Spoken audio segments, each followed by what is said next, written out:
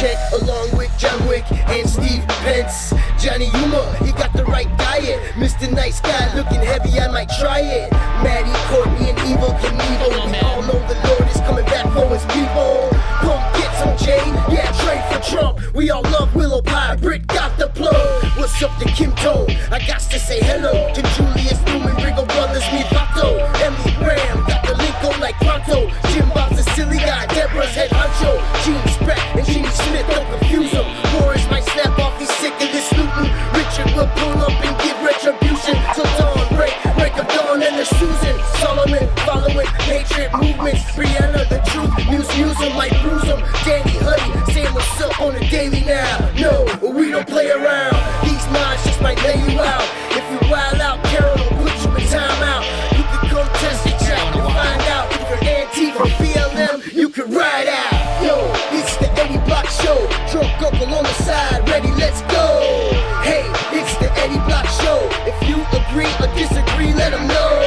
Yo, drunk uncle, drink low. We got 2 hours of chat like strange animals. Eddie Block and drunk uncle are great hosts, and we got 50 mods for the trolls. Let's roll. What's up, Carla, Andy, in Colorado, Nagasaki, Dara, Nicole. We all proud Americans, got rides a Harley. Ill MAGA sheepdog, I'm never sorry.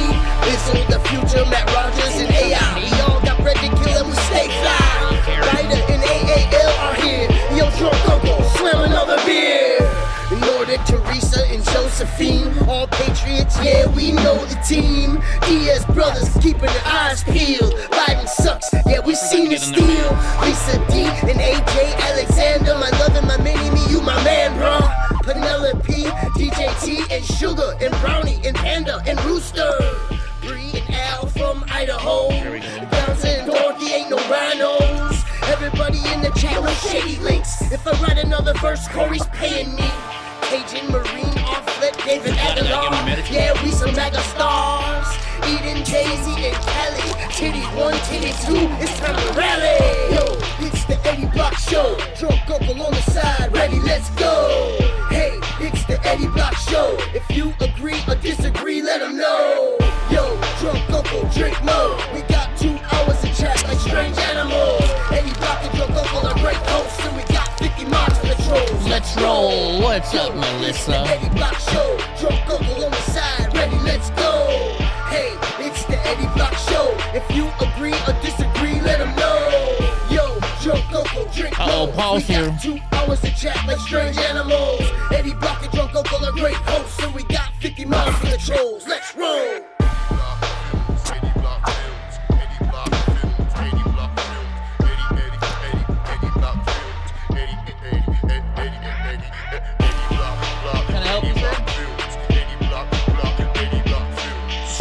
Greedy this guy is, I give him something and then he wants more. Of course. It's like, you know, I tell him I don't watch him eat, but yet he's gotta watch me. Oh, time to kill is here. Mr. Nice Guy. Proud boy. Yeah, I'm a proud boy. I'm here to tell y'all. How many gallons of baby oil do you think Johnny Yuma goes through? Don't pay attention. Johnny, do you buy stock in baby oil? Woo! 2021. We're in the house. Trump's coming back, baby. Conservative.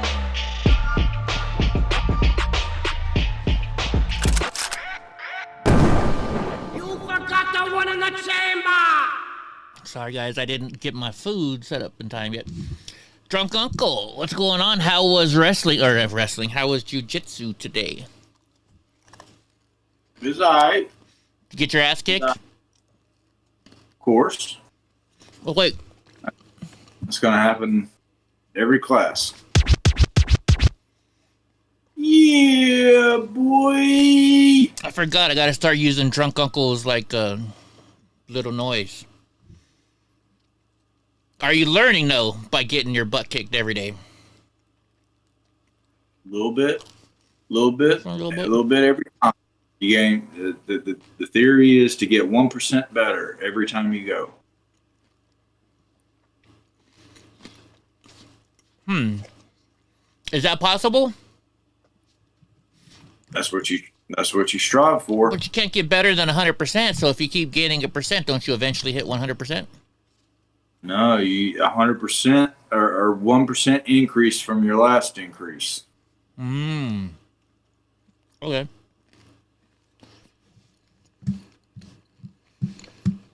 Hope wants to know if baby oil is made out of babies. I don't know. It might be. Maybe that's why liberals like it so much. You know, I was thinking something today. Why do you think so many people, why do you think everybody in Hollywood are liberals?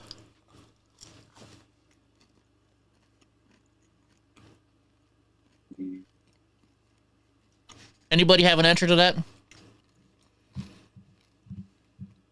Probably because they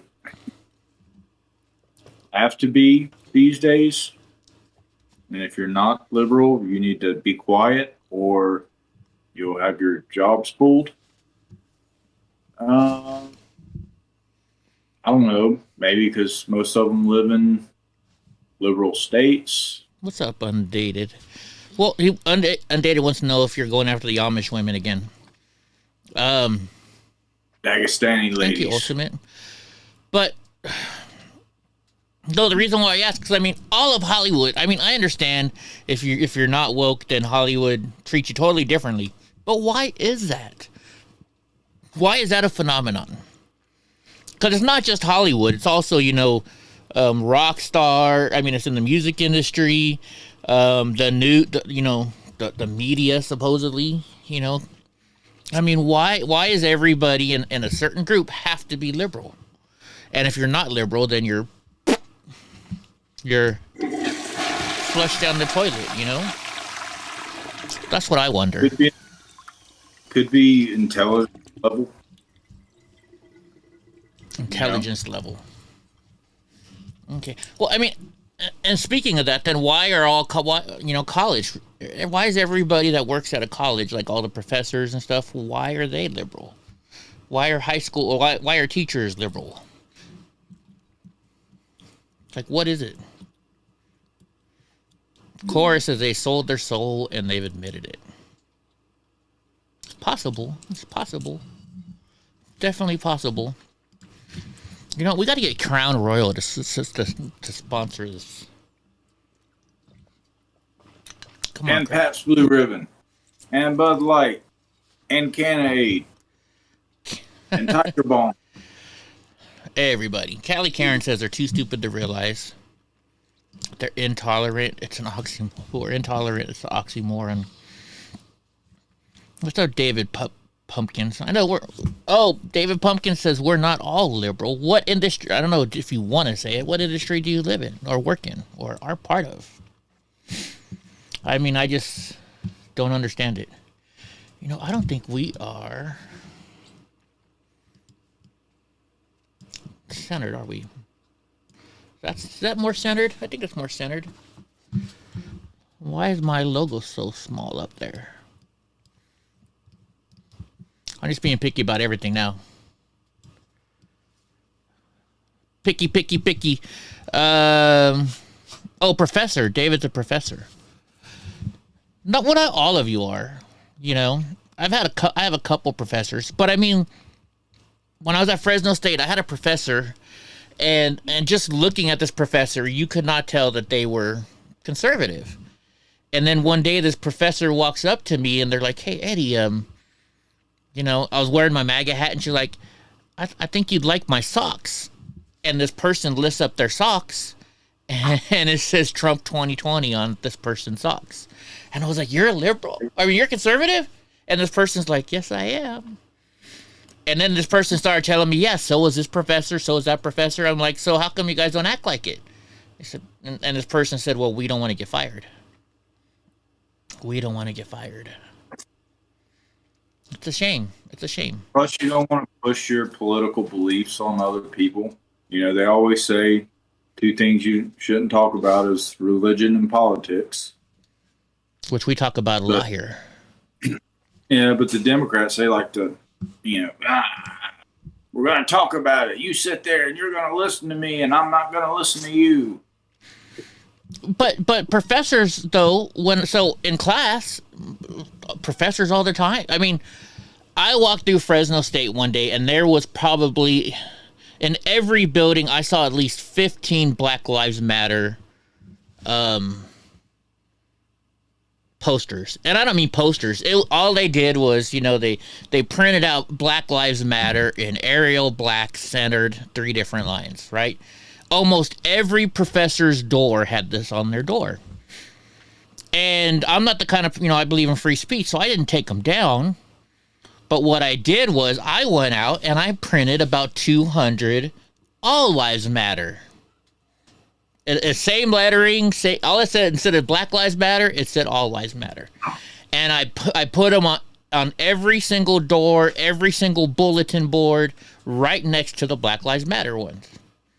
Took me about 3 hours to do. I come back to school the next day. They're all torn down. Every single one of them. Fucking bastards. Right? And I mean, it's just, that's what I don't understand, Like, conservatives, for the most part, they don't say, well, I'm not going to talk to you anymore because you're a liberal. I won't talk to you. You're not my friend. But how often are it that liberals turn around and say, oh, you're a conservative? You can't be my friend. It's like all the frickin' time. Whenever I was a liberal, I pretty much assumed that most people were Democrat and that conservatives were just old people and rich people. What I didn't realize is I was talking to conservatives all the time. Yeah. However, they just didn't I mean, you're definitely going to have that, especially when you get into the online realm. But a lot of times they just sit there and listen, and they would kind of bring up some points, and I, didn't even process it as oh, they're trying to show me a different way. But man, as soon as I said one thing out of line with the liberals, next thing you know, I'm this, that, or the other, and I'm just like, whoa. Well, think about that liberal. Yeah, but can you believe what that guy said? And I'm they're like, yeah, they're Democrat. I'm like, wait a minute, you're not a Democrat? They're like, no. I'm like, why didn't you yell at me all those things that I said? I don't know. Because conservatives don't really do that. Yeah, they're just like, I was just hearing you out. I'll figure out you put in your 2 cents, I put in my 2 cents, and we don't agree, it's whatever. Are you guys talking about that freaking balloon that's going over the spy balloon? I saw it and I looked at it. I didn't really read the story. I just saw it said United States is not going to shoot it down. Why? With there's satellites all over the place flying over us at any minute. That same thing. I mean, just because you shoot down the balloon doesn't mean that there's not a freaking satellite flying over above us. But I'm just thinking, liberals, what's the word liberal mean? Like over the top, too much. Conservatives means less, It's kind of, I mean, it totally matches the people. When you say, hey, look at that liberal, and you see some chick over there, you freaking idiots, Black Lives Matter, right? They're over the top. They're, liberal. When you talk about a conservative, they're just real conservative and kick back, and save our money. Except for me. I like to spend money. David Pumpkin says, I don't know. In church, I hear a lot about bad things about Democrats. Really? Depends on which church you go to, too. That church I was going to for a while, they were very, because it's like a mega church. And they have a whole bunch of people with alternative lifestyles. So I don't even know which way my church went. But you would think most churches would be liberal, you would think. I mean, conservative, because, they believe in God. You got to follow the rules, the commandments, stuff like this. So, what state do I live in? I live in awful California. California. Oh, yeah, that's what I got to do. But I think the liberal part comes out in churchgoers with the helping of the needy or helping out or supporting the less fortunate, you know. Yeah, that's true. That's definitely true. Hey, Jeannie, I'm wondering, did you get your shirt yet? The people that I buy the shirts from, they take forever to print them up, and it's a joke. It's just a joke, you know? It's craziness. They take forever. Anyways. Yeah, I live in California. I forget. I go to San Francisco a lot. Go to San Francisco all the time. Drunk Uncle's never been there. And I tell him, I'm like, Drunk Uncle, when you come to California, I have to take him to Stockton because he's a big fan of Nate Diaz, and he's got to go see where Nate Diaz used to train because he's not even in California anymore. Like, I was near Stockton driving home, and he's like, you got to get off the freeway. You got to go to Nate Diaz's gym. So he sent me on a rabbit hunt to a place where there's not even a gym anymore. And he's going to pay for it because he owes me a dinner at least for that. I'm going to make him take me to Ruth Chris. You know what Ruth Chris is? Yeah, Taco Bell. Taco Bell. Oh man, that's, you know, I had this apprentice when I was a plumber in San Francisco, you know, and like, you know, he was an apprentice. He made like barely above minimum wage, and you know, I'm a journeyman plumber, you know, and he was basically my little, well, I forget where on advertisements now, my little B word. You know, Jose, go get this, Jose, go get that. So I always buy him lunch every day, you know, unless he didn't work very well that day, and then I make him buy his own lunch. So then one day I was like, hey, we're just going to go to Costco today because I got to get something. He's like, well, then, Eddie, guess what? I'm going to buy your lunch today. I'm like, what do you mean you're going to buy my lunch today? He's like, yeah, get you a hot dog at Costco. I'm like, but that's like $1.50. Every time I buy you lunch, it's a minimum of $10, $15, $20. He's like, well, then you can get 2 hot dogs. I was like, you little asshole. You little butt. Callie Karen says, Ruth Chris, yes. Heck yeah, Ruth Chris has the best. I love their steaks. That's my favorite steakhouse. I've never been to Chris before. Well, you can go to the one in Charlotte. I would guess they have one in Charlotte because you're gonna buy me a steak at Ruth Chris Steakhouse. I'm gonna make you now. I'm gonna make you. Ruth Chris Steakhouse. I even have you give me a tomahawk steak. That's the big bad boy. It's like $150. I've actually had that once, only one time. Have you ever had that before? No, I never even heard of them until a couple years ago. Well, so like we were filming in LA. We were doing a thing for this guy who was running for a political position, and he's a Chinese businessman. You know, I mean, he's American, but he does with Chinese stuff. And we film all day, and then he sends this girl with us everywhere. And I felt kind of weird because it almost seemed like she had to do whatever I wanted. Like, if you know what I mean. Like, she was there to satisfy my every need, if you get where I'm going to. That's the way it seemed, right? Like, we go back to the hotel. She's like, we go back to the hotel. Eddie, can I come up to your hotel room? And then she's sitting there on my couch, and she's just, like, looking at me, like, weirdly, you know? Like, this, because this guy paid for everything. He got us a hotel room, and it was, like, the biggest suite at the Sheraton. Like, we're on the top floor. It was, like, a 3-room suite for me and my camera crew. You know, it was really crazy. And then she comes up. So then she's like, okay, well, let's go to dinner. She's like, don't you like Ruth Chris? So she takes me to Ruth Chris, and she's like, Eddie, you should get that tomahawk steak. And I'm like, it's $150. And she's like, so what? We're paying for it. And I was like, no, that's fine. I'll just get my regular cowboy steak. And she's like, no, Eddie, you don't understand. We're Chinese. You have to, or otherwise you're going to insult us. And I was like, well, okay, if I'm going to insult you. So she orders me this tomahawk steak. And this girl, I mean, her boss must have told her everything about me. Because she's like, I understand you like Macallan, you know, whiskey. I was like, yeah, I love that stuff. And so she goes and she orders us all 18-year Macallan whiskeys, which were like $60 a piece. I mean, the bill was like $1,500. So that was the time I had a tomahawk steak. But that was just because that was their their culture. I've never worked for Chinese people before, so I didn't know like if you don't spoil yourself. Italians are like that too. I have Italian friends that do the exact same thing. Anyways, I remember the Sopranos. You watched the Sopranos, didn't you? every episode. So one of Meadows' boyfriends, the one that worked on the construction site, whenever he tried to sneak over and pay for the dinner, Yeah. and then Tony found out, he was like, "I pay, you eat. Right. Don't you ever try to embarrass me like that again." Yeah, you know, it's funny. So the person that got me started watching The Sopranos, I was dating this girl, and she was Italian, and it was weird because so I have spinal bifida, and her dad had spinal bifida too, and I was like, oh, this is like a match made in heaven.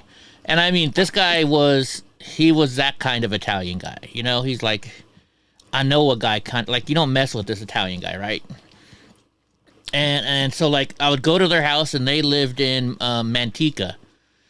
And you show up at their house. They got like a 6-bedroom house. She was like, "Hey, you want to go swimming and hop in the hot tub?" And I was like, "Sure." And she goes and she breaks out this big, huge, like an iPad looking thing. And this was in 2001. And she starts touching stuff. And she's like, "Okay, the pool will be ready, or the hot tub will be ready in half an hour."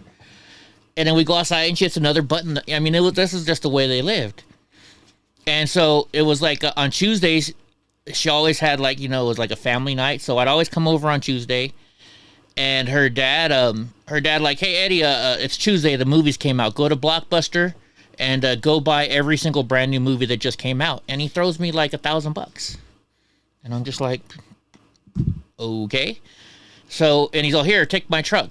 And he had a brand new, you know, nice truck. And he's like, "Hey, by the way, you mind getting the oil changed?" So we stop at Jiffy Lube. We're getting the oil changed, right? And the guy, you know how Jiffy Lube? Do you have Jiffy Lubes over there? I think so. Well, when they're doing it, HD Raz, I haven't seen you in a while. When they're doing it, they sweep out the car, right? You know, at least you know, around your feet and the back. And all of a sudden, you know, the guy's sweeping out the back seat, and he's like, "Sir, what do you want me to do with that?" And I turn around, and there's a package like this big of freaking weed, probably like a 10, 15-pound package of weed. And I look, and I was just like. And my girlfriend was like, just don't worry about that. And she's like, "Well, I guess I should tell you. My dad kind of, he makes his money, And I was like, all right, whatever. But so every night I would go to dinner with them. It was the same way. I try and buy food. And they're the ones that got me started on The Sopranos. And we're watching that episode.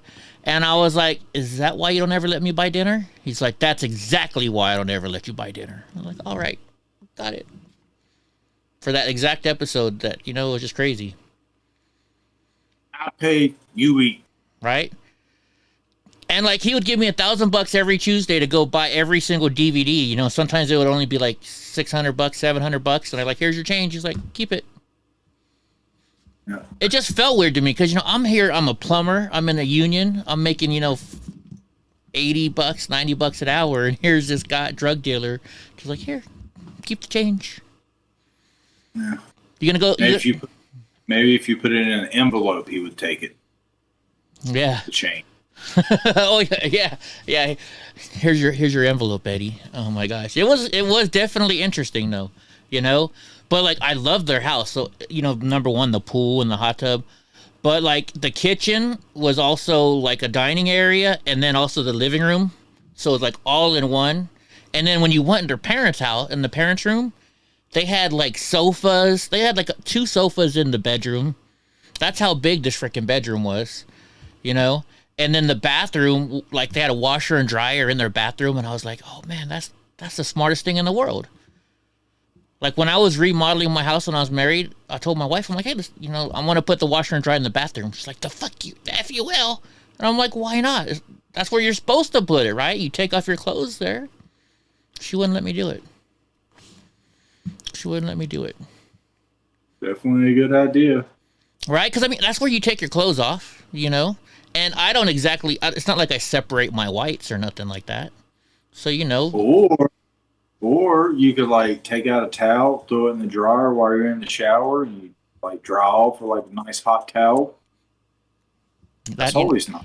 All right, Kramer. You know that's a Seinfeld reference, right? No. Yeah, remember freaking it was one where they were going to a pizza parlor, and Kramer loved, drying his. He had always had to put on a shirt right out of the dryer, and the dryer's broke or something, and he's at this pizza parlor waiting for the calzones to come out, and he's like, "Hey, you want to put my shirt in?" So he puts his shirt in the oven to heat it up. Matt says, "I worked at shops for a couple years. The people that vacuum the cars find everything from drugs to guns to sex toys you never know." Wow, that is very crazy. Washer and dryer go in the laundry room. Why do you have to have I mean, I'm just trying to save time. What? And like laundry rooms are normally by the garage, which is nowhere near your room. Like drunk uncle's washer and dryer is behind him, right? Over. Drunk uncle, I can't even do it. Drunk uncle is on the other side of. Raise your left hand. That's where a little bit over. See where the door is? That's where drunk uncle's washer and dryer is. Now, where's your bedroom at? What now? So the bedroom's way the hell over here, and the washer and dryer's way over here. That doesn't make sense. Maybe they're thinking like my laundry room's connected to my a separate entrance from the garage. Mm-hmm. I wonder if their original thinking was you get off work, you're all dirty this side or the other, you walk into the laundry room, strip down of your work clothes, and then put your flannels on or whatever, throw your dirty clothes in the washer. That makes sense. But I would think then I'd have two washers and dryers. I'd have one in the mud room, because I guess that's called a mud room normally, basically, right? Time to Kill Lady just says we had a mud room. So you put the washer and dryer in the mud room for your dirty clothes, but then you also have a washer and dryer in your bathroom. See, I'm gonna when I move to Drunk Uncle's place, I'm gonna buy a piece of property and build my own house. I'm gonna do it. My washer and dryer is gonna be in the bathroom. And if you don't like it, who cares? Because you're not dating me. Yeah, like most of the places I lived, the washer and dryer was in the garage. I guess so it's less noisy, maybe. I don't know. But, speaking about warm towels and warm clothes, they have now heated towel bars that'll keep your towels warm. Mm. And warm floors. You can buy these things that you put on the floor before you put the tile down, and it's for heated floors. It's just it actually literally just rolls out, and it's got little electrodes in there, and keeps the floor warm. Yes, two washers and dryers, Hope. Yeah, but see, I'm minimalist. Why do you need, Cora, why do you need a laundry basket if the washer and dryer are just right there where you take off your clothes? Then you wouldn't need a laundry basket. You just strip your clothes off, throw it in there, hop in the shower, and there you go. And I think the closet should be in the bathroom, too. All your clothes should be in the bathroom, because that's where you put them on. I don't know. Anyways, let's get to the news. Eddie's acting crazy, huh?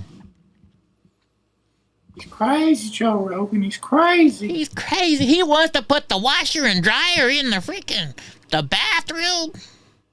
You can't do that. You can't do that on TV. All right, let's see. What's it with the news today? Oh, yeah, AOC, the first one. I haven't seen this yet. I should have watched it before this. Jeannie Smith says you need to separate your colors from the whites. I actually don't have that issue. That is racist. You're a segregationist. You should be ashamed of yourself. Well, you know what? I don't do that because I can't wear white.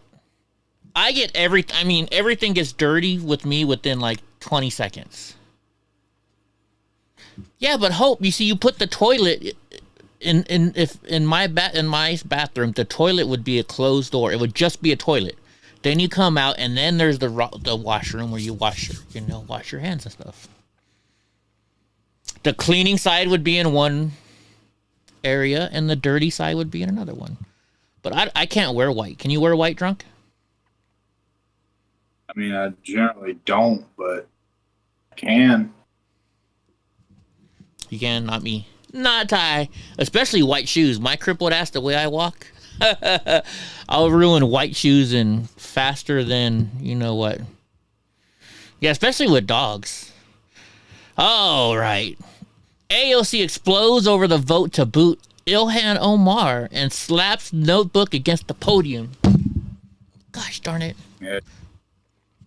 She was channeling her inner Al Sharpton. Really? Did I miss it? Anyways, but and here's another reason why I can't have. What happened on my camera now? Drunk Uncle lost me. It's still on screen here. Can you see me or? Yeah, but my camera's messing up in Discord. Can you see me in Discord? Nope.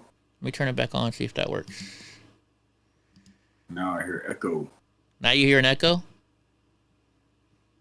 Let me shut it down. No, it's on my side. Oh, well, he's going to shut it down. Oh. No, it's my side, drunk. He's not listening to me. Oh, I see what it's doing. I see what it's doing. Here we go. Now I fixed it. But anyway, so I can't have white. I mean, look at the couch. Donnie goes outside in the mud. He jumps on the couch. I mean, that's the dog couch. That's why I don't have white stuff. Oh, Donata Creations says they all remind me of those bad Class D soap operas with bad acting. Which, I wonder if she's behind. What were you talking about that would... Or is she talking about me? Do I have bad acting? Oh, no, AOC. She's talking about AOC. I get it. AOC angrily hit back at congressional Republicans during a raucous... Is that how you say that? Raucous? Raucous? I don't know. Speech of the House floor Thursday in response to the vote to boot Representative Ilhan Omar, that crazy Democrat from Minnesota. The New York Democratic lawmaker declared... Well, let's just watch the video. Let's watch it. Look how animated she's getting. You know how many memes are going to be made out of this video? Is this it? No. That's not the video, is it? I guess this is the video. Can you hear me? Oh, you're just doing that. It's not even showing it. I want to see the video. Maybe this is it.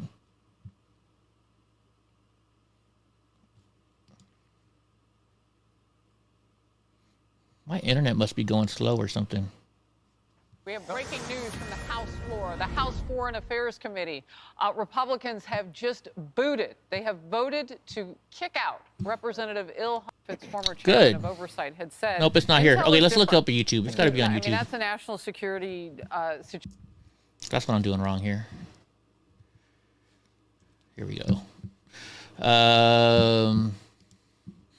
AOC, and then we're gonna look from today. Oh wait, here we go. Thank you. Now, as a fellow New Yorker, I think one of the things that we should talk about here is also one of the disgusting legacies after 9/11, been the targeting and racism against Muslim Americans throughout the United States of America, and this is an extension of that legacy. Consistency, there is nothing consistent with the Republican Party's continued attack except for the racism and incitement of violence against women of color in this body. Genie. I had a member of the Republican caucus threaten my life, and you all and the Republican caucus rewarded him with one of the most prestigious committee assignments in this Congress. Don't tell me this is about consistency. Don't tell me that this is about She's Puerto Rican, right? Condemnation of anti-Semitic remarks when you have a member of the Republican caucus who has talked about Jewish space lasers and an entire amount of tropes, and also elevated her to some of the highest committee assignments in this body. This is about targeting women of color in the United States of America.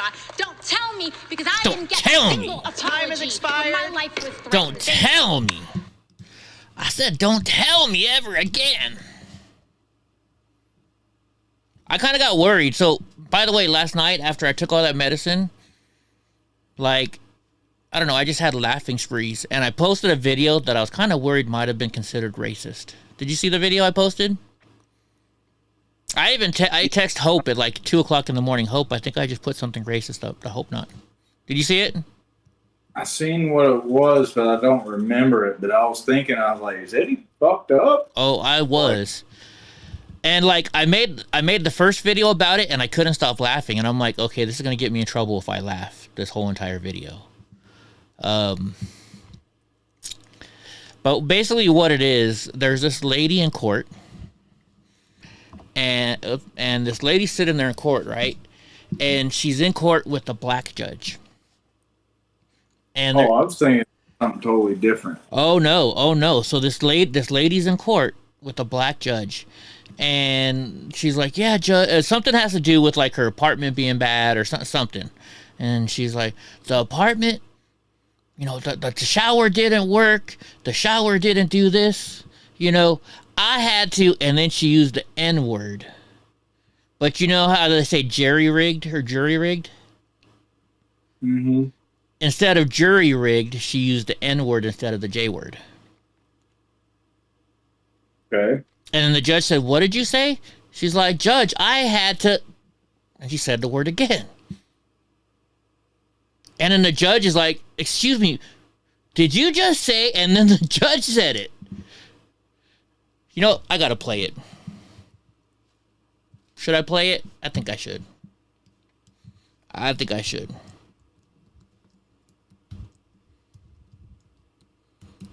I played it last night, but you guys can tell me. I mean, am I in trouble for laughing at this video? Because I laughed. And you're probably going to laugh. Okay, it starts right here. Subscribe, or the dogs get it. We have had inspections done on the house with 2 licenses twice. Why is that not showing up? According to my information, it expired April. I know a lot of you have seen this, but it is mind-boggling. And this is the thumbnail, the inappropriate. Oh, is it inappropriate? Buckle up for this one. I'm allowed to laugh, Andy? Andy says I'm allowed to laugh. 2019. 3 years ago. So I've seen this judge a lot. I know who this judge is. That's why I didn't know that. Well, Mr. Hahn. I never condemned the house because Hold on, I'm going to fast forward a little bit. to the top down word. What? Okay, here it comes. Is that true? I had to nigger rig a What? What? What'd you say? What did you say? I had a nigger rig a what is? Whoa! I guess I better. I forgot. I got to take off Did you say nigger rig? Oh, sweet Jesus! I guess I got to turn the commercials off this video now. That? It's just I better do that right now. I had to put a No. What is that word? What does that mean? It means I had to supplement to be able to take a shower. Oh man, let me go take off the. Because I wasn't able to take a shower in the bathroom. I'll get in trouble. I better take off the monetization. I cannot believe this. How many contempts could I do in a day? Ma'am, you think that's an appropriate thing to be saying in court? Nope. I don't know. It's just a term of word. Really? Yeah, gravity's racist. Well, so are curse words.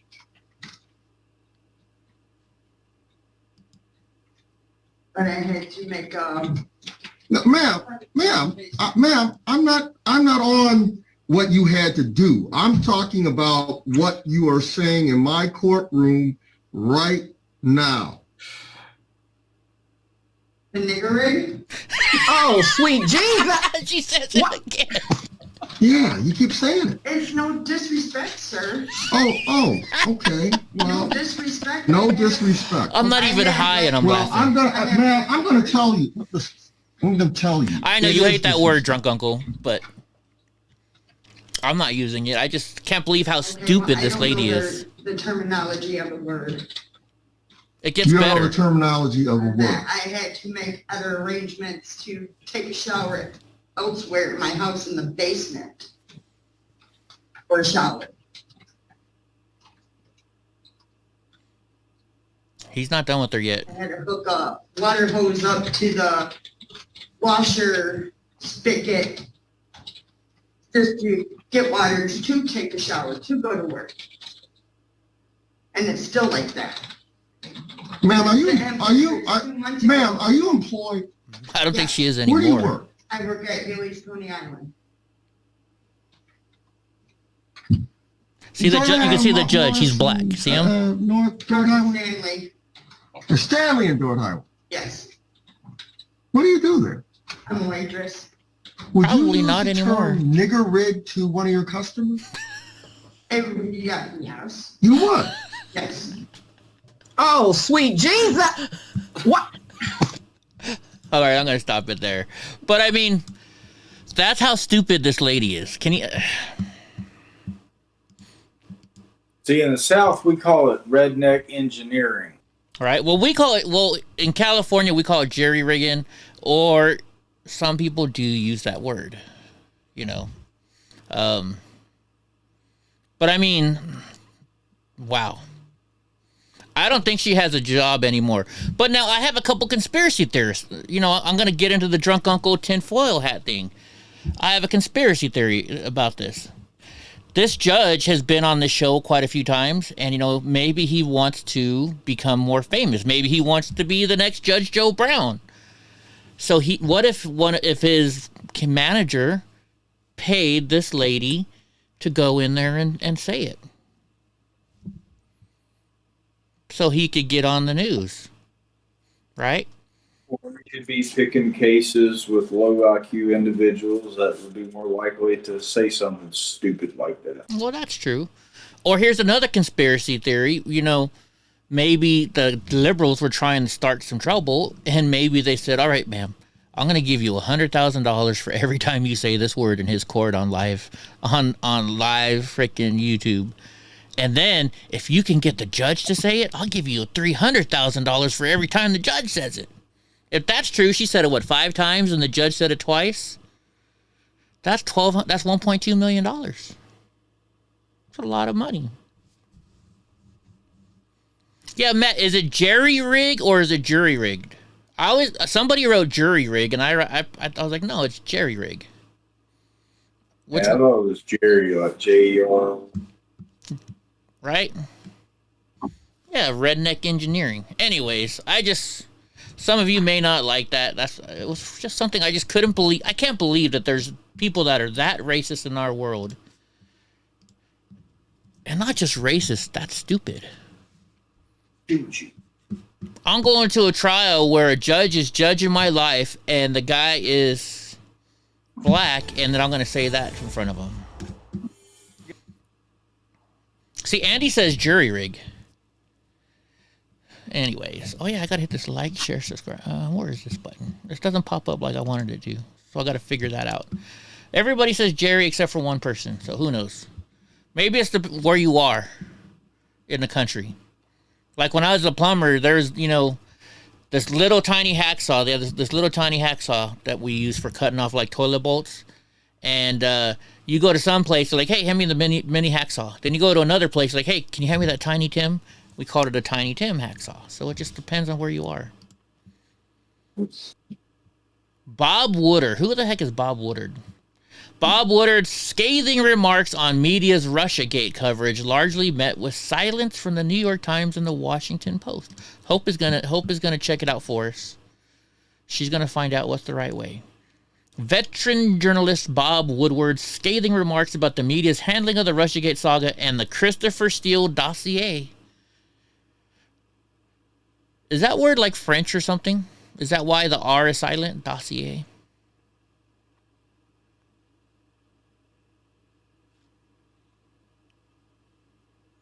Bob Marley, are you there? Paging Bob Marley. You roboted. Oh. I didn't hear what you said. Oh, I'm asking you, is dossier French or something? Is that why you don't hear the R in it? Is it Denise? French because what? There, you can't hear the R. Dossier instead of dossier or dossier. Could be. Anyways, oops, I'm in the wrong screen again. He was one of several major figures who spoke to the Columbia Journalism Review for a post-mortem of sorts. Published this week after 18 months of work on the sprawling Donald Trump-Russia collusion allegation story that consumed American media for years, that fake story. Woodard, the legendary Washington Post reporter. I always get it wrong. Washington Post. Is that the good one, or is the Washington... Which one is the good one? Like, there's New York Times and New York Post. One is the good one. One is liberal. One is better. I think New York Post is the one that does the conservative stuff. Okay. Wow, we were all wrong. Hope says it's jury rig. Jury.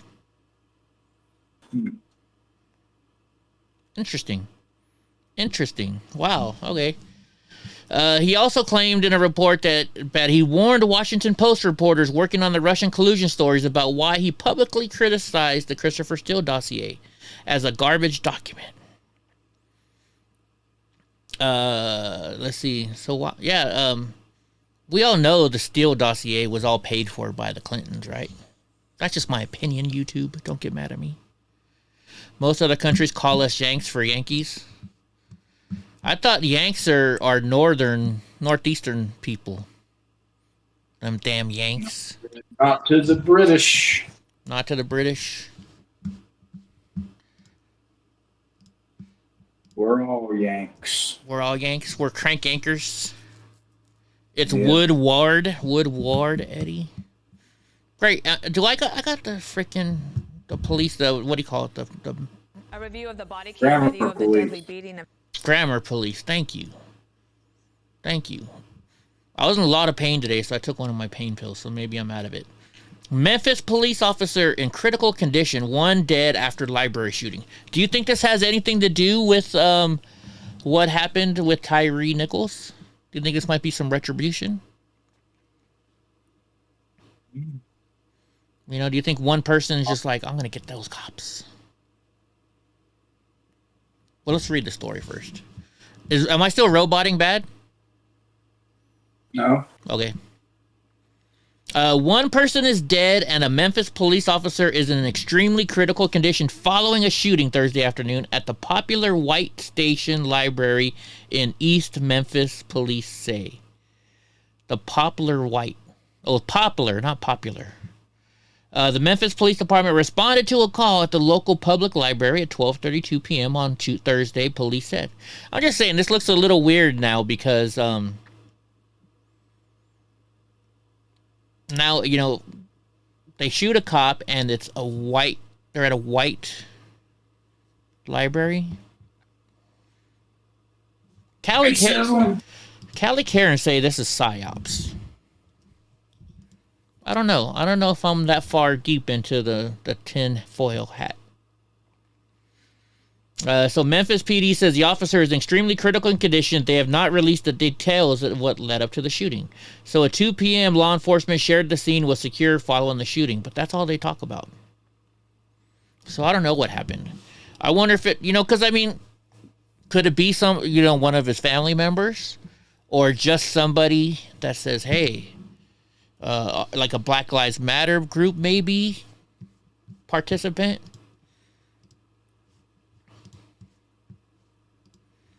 I got everybody fighting over how to say jerry rig now.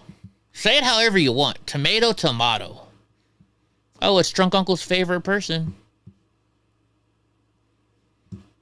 Documents case, one of the Karine Jean-Pierre. Oh yeah, I was looking at lights today. Maybe you guys can help me pick out a light set today for my studio.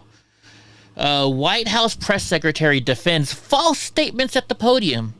I have been consistent. So is she saying she's been a consistent liar? You liar. You's a liar. I said they consistent on saying what they tell me to say. Oh, now you went and roboted a little bit. Let me see something. Yeah, see, I'm using up less on my stream. I think this program, I got to tell them, this program is, I've got to email these people back. Anyways, because they said we had some issues last night. White House Press Secretary Karine Jean-Pierre on Thursday defended making false statements at the podium regarding the ongoing investigation into President Biden's handling of classified documents. Jean-Pierre insisted that she had been consistent in relying on the guidance of the White House counsel's office. So she's a normal liberal. I didn't do it. It's, you know, blame somebody else, right? Is that what it is? We got to blame somebody else. So we got to blame somebody else. Plausible deniability. There you go. Well, like, so I used to work when I used to build high-rise hotels. You know, they trained us in a certain area, and you focused on that area. So basically, you would be at the hotel for like 3 months. And we just built so many hotels, and if we all built Marriotts, Marriott only had 4 different plans. So I could walk into any Marriott that was being built within those years, and I could tell you exact measurements of bathrooms and stuff like that. And so because so many people were moving all the time, whoever was the last person that got sent to the next job, we're like, oh, it's Joe's fault. Well, Joe's not here anymore. Yeah, it's Joe's fault. Go blame Joe. You know? Every time somebody leaves, it was their fault. Denise says it's a consistent in the cover-up of everything.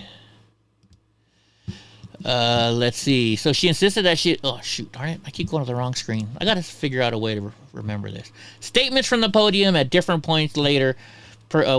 She insisted that she had been consistent. She had faced heavy criticism in recent weeks after assuring reporters that searches for more classified documents had ended, only for more documents to be uncovered just days later. You know, though she wouldn't know that, right? Do you really think they're going to say, hey, Joe, we're gonna come raid your Michigan house tomorrow. Hey, Joe, we're going to raid your Hawaiian house the day after that. Better send Hunter over there. Anyways, she's a liar. Did give heads up, like, hey, we're coming on Monday, so need to do any housekeeping. We want to do it. Yeah, he's probably so dumb that he doesn't even he doesn't even remember where everything is that he hid. That's my guess. That would be my guess. So staying on the topic, Hunter Biden's laptop admission prompts fierce criticism of the media who initially dismissed it. Corrupt allies.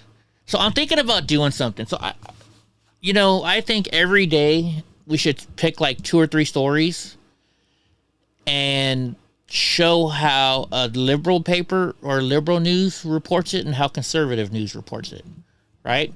Like, what was it? It was something about a trial that happened yesterday or something. Or it was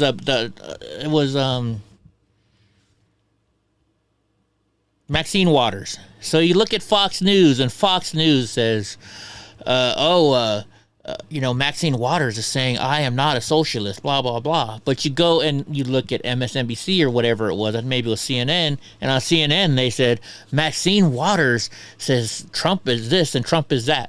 So they only show, if we could do that like over and over again, I would love to go back to my journalism professors. Because if you don't know, I got a degree in journalism. And I asked them one day, I said, do you think that everybody in journalism is honest? And he's like, yes, I do. I'm like, do you believe CNN is always fair and honest? Yes, I do. I'd love to go back to him and show stuff like this. He'd probably still stick up for him. What's up, Boris? I think he would still stick up for him. And I'd be like, well, you, sir, are not a journalist. You are an activist. Good day. See, and people say, well, Eddie, you're not a journalist because you... I'm like, no, I tell you. I lean this way. Makes you an activist. Maybe, maybe not. Nothing wrong with that. There's nothing wrong with that. But I have a journalism degree. I do. So? I spent a lot of hours in class earning that degree. Writing and writing stories, oh my goodness. Like, there's certain ways you have to write the story. Like, there's 5 different kinds of stories, Ah, shit, I did it again. Stop. There's 5 different ways of writing a story, and it's like there's a pyramid, there's this and that. It's interesting. Okay, Hunter Biden laptop. First son Hunter Biden's seeming admittance that the laptop at the center of a federal investigation belongs to him late Wednesday in a letter from his lawyers prompted widespread criticism of mainstream media organizations that dismissed it. So now Hunter is admitting that that's his laptop? Yep. Mordecai says you're right. I'm more of an activist. Well, I don't care. That is what it is. I mean, if you picked a subject that you didn't give two shits about, then you would have that journalism aspect to it. Oh, yeah. Oh, yeah. When it's something that you have a passion for or a bias in, then I don't think you can be a true journalist. But like I said, there's nothing wrong with being an activist or writing opinion pieces. That didn't make your job any more or less of anything. Yeah. I hate writing, though. I'm bad at writing. You know, I'd be in journalism class, and you'd have like 3 weeks to write an article or whatever time limit, right? And I'd sit there in front of my computer, and I'm like, all right, I'm going to get this one done early, and couldn't write anything. And I would just get writer's block. And then all of a sudden, it's like, okay, it's 4 o'clock in the morning. I got to be at class in 4 hours. Then I could just type out like a 3-page freaking story in like 20 minutes and get an A on it. I don't know why. I have to have pressure to work. If there's no pressure on me, I'm not getting it done. I'll get it done tomorrow. One of the best research papers or term papers, or whatever you want to call it. I was living in Wilmington. Yeah. Drove to Charlotte for a rave. Raved all night, done drugs, drove all the way back home. Probably got home at about 6 o'clock in the morning, maybe. Probably even later than that. Remembered that I had a paper and cranked it out like coming off ecstasy. Right. Don't even know what I wrote, but I got a good grade on it. Right on. Dude, and like, so in high school, because I was in a disabled class, it was a disabled class, but it was also people who were mentally disabled too, right? And so I had to be in that class to be part of the disabled program, and I had to be in that disabled program in order for the insurance company to pay for my medical insurance because of all my issues. My dad had just died, or my dad had died a long time ago, but had a single mom. And so like in this class, every week they would put up like 10 words on the board, and you'd have to write the definition out, and then you'd have to write 3 sentences for every single word. And I'm lazy, right? I did the minimum I had straight A's in high school, but I did the minimum. And so I'm sitting in this class, and so the teacher comes up, or the aide, she's like, Eddie, you wrote here that you said, I don't know how to use the word elephant in a sentence. I was like, yeah. She's like, but Eddie, that is a sentence. I'm like, no shit. Why do you think I wrote it? And she's like, huh? I'm like, don't you also notice that I don't want to write elephant in a sentence? I just cheated the whole entire time. And so then she got mad at me, and she called my mom. And my mom is like, well, you should be mad. A freaking 14-year-old kid outsmarted you. So then they had to put in bold letters up there, you cannot use, I don't want to use this word in a sentence. I don't know how to use this word in a sentence. And one time I even wrote, the teacher asked me to write the word elephant in a sentence. She's like, Eddie, you're supposed to use it in a grammar. I'm like, yeah, whatever, shut up. She hated me. I used to do that shit all the time. And I'm also the reason why in math class you have to show your work. Because I can do math in my head, and I get them all right, and the teacher would be like, well, how do I know you didn't cheat? I'm like, because I'm smart. So she's like, so then they would have to make it so you'd have to write out your, long division. I could do long division in my head, but I'd have to sit, like, you're making me write this out. What's up, monster? Where are you? Anyways, I'll get back to the news. So Hunter is now, gosh darn it, I keep going to the wrong side. Hunter Biden is now admitting after 3 years that everything on that laptop is real. You know why he's doing that? Probably because he's like, well, my dad's the president. They're not going to do nothing to me. What do you guys think?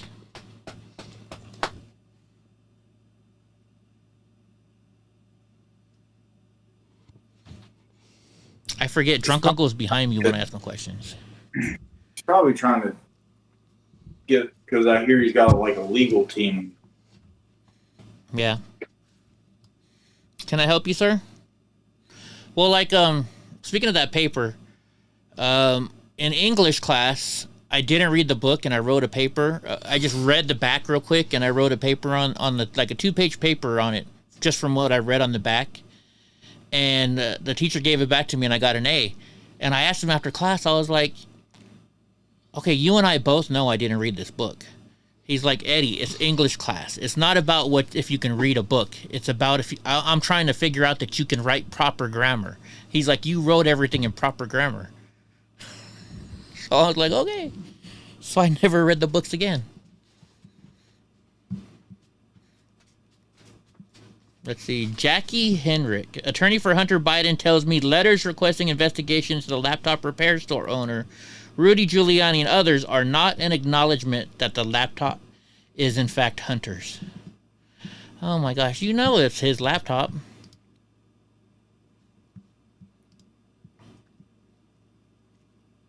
You know how it's an easy way to check? Well, I mean, the guy took a copy. I read the book. The guy took a copy of his driver's license.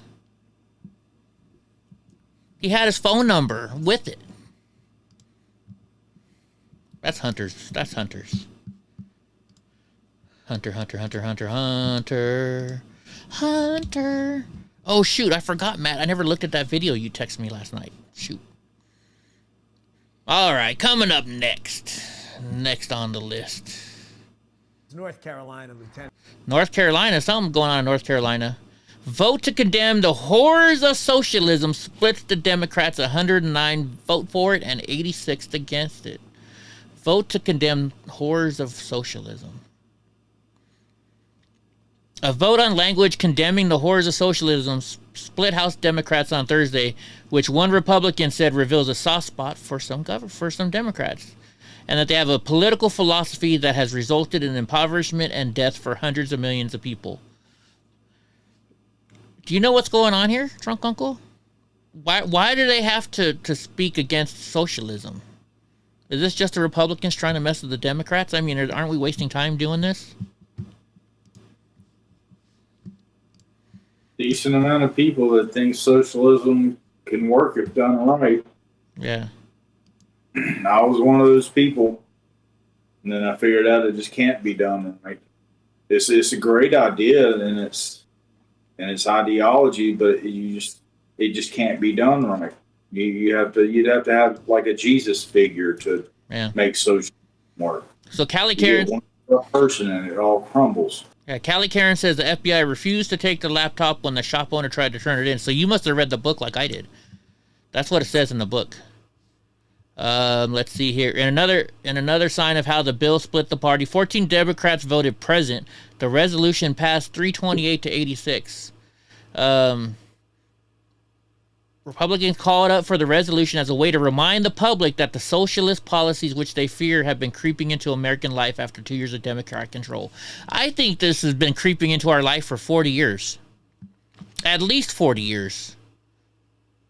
I mean, Gra sent me this thing. Gra, what is it? It's the 45 ways the Chinese are, the Chinese Socialism Party is gonna defeat the Americans. And we're on like number 40 something. Oh, this lady. I can't even stand the way she looks. She just looks ugly. And I don't mean ugly. I mean, she's an ugly woman, but I mean, she just looks ugly. Does that make sense? James Brown. She kind of does look like James Brown. I don't think she can dance like him, though. Hey! I feel good. Da-na-na-na-na-na. I knew that I would. Da-na-na-na-na-na. So right. Dun, dun, so tight. I got you. Dun, dun. All right, I'll stop now. There it is. 45 ways the CCP will conquer the USA. Read. There you go. Oh, and it was read on the House floor in 1963. Speaking of that, speaking about court, I might do something today. If I do it, though, I can't really reply on something. I can only read it. And then I'll let you talk about it, Drunk Uncle. So good. So good. No, I got that song in my head. Because I gun. think we're entitled to know whether forgot. this is going to be a That's the safe one bad thing about you, Fox. Too many commercials.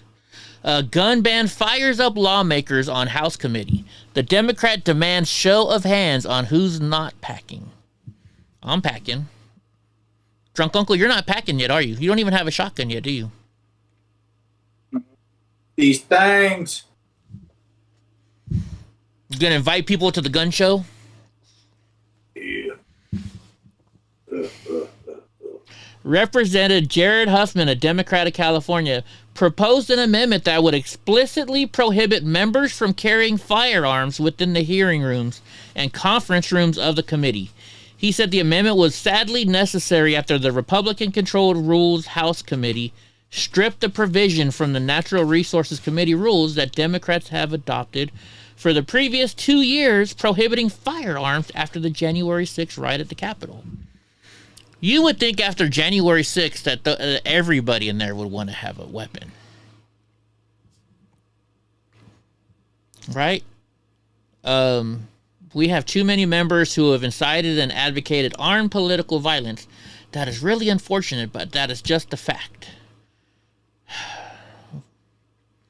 Lauren Boebert, she carries her gun all over the Capitol with her. Have you seen those videos? Watch. Yeah. Decided to advocate on political violence. What freaking example? See, they do that all the time. Do what? What that person just said, like incited and encouraged armed political violence. Like where do you see people saying, "Hey, go shoot a Democrat"? Nobody says that. Well, people were yelling, "Where's Nancy?" They may have been saying stuff like that. Representative-elect Lauren Boebert is asking if she can carry her gun on Capitol Hill grounds once she's sworn into office. Boebert is a conservative gun rights advocate and the first woman elected to represent the 3rd Congressional District. This is interesting. Members of Congress are allowed to carry weapons, and the AP reports some members already carry firearms. The public is not allowed to have guns in the Capitol or on its grounds. I don't think you're even allowed to have guns in Washington, D.C. From what I remember, that was something we were told when I would go to D.C. Congresswoman going viral with an ad explaining why she's carrying her gun to her new job on Capitol Hill. Even though I now work in one of the most liberal cities in America, I refuse to give up my rights. I will carry my firearm in D.C. and in Congress. And that Congresswoman, Lauren Boebert of Colorado, joins us right now. Is it Boebert? Congresswoman, are you surprised? I always called her Lower Boebert. Are there actually any things of her? Yeah, I think there is. Let's see. Firing her weapon. I think it's in this one. Republican Colorado Congresswoman Lauren Boebert has said she's she will cute. not support those her chief said. He's Congress member said, quote, Let's see if there's video. Maybe not in that one either. That's funny. Now that Matt asked me, is there any videos of her actually firing a weapon? How about this? Firing. That's funny. There is no videos of her firing a gun.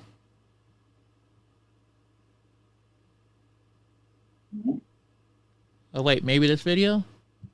The Second Amendment with Lauren Boebert. It's a 32-minute thing. When the oil and gas is open, Democrat household, so essentially went through the whole, enough. There's this lady shooting. I'm actually 6 Let me see if I can. leaders ran some. You need to get this. Well, you don't need this. You don't need this. They still haven't. And now where they still haven't showed Lauren shooting it. Conservatives are not efficient, and it's not good.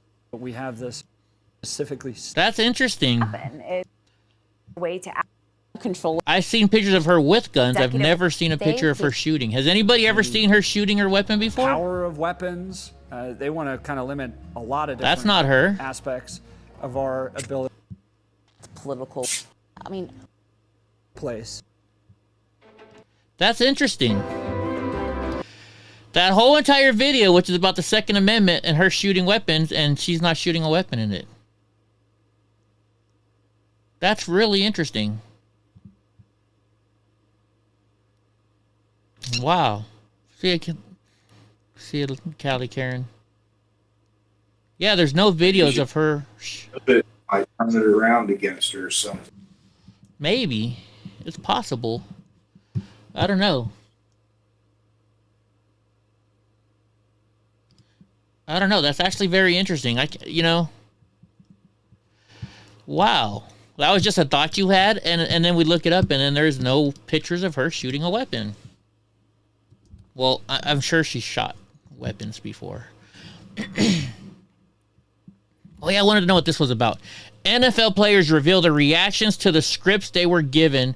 I almost walked out of the facility. Okay, what does that sound like? So there's a couple things. Recently, a player fell down during a game, and everybody was like, I wonder if he is vaccinated or not. Or it could be something about, what else? What do you think they mean? NFL players reveal their reactions to the scripts they were given. I almost walked out of the facility. Are they told what to say maybe during interviews? Or what do you think this is about?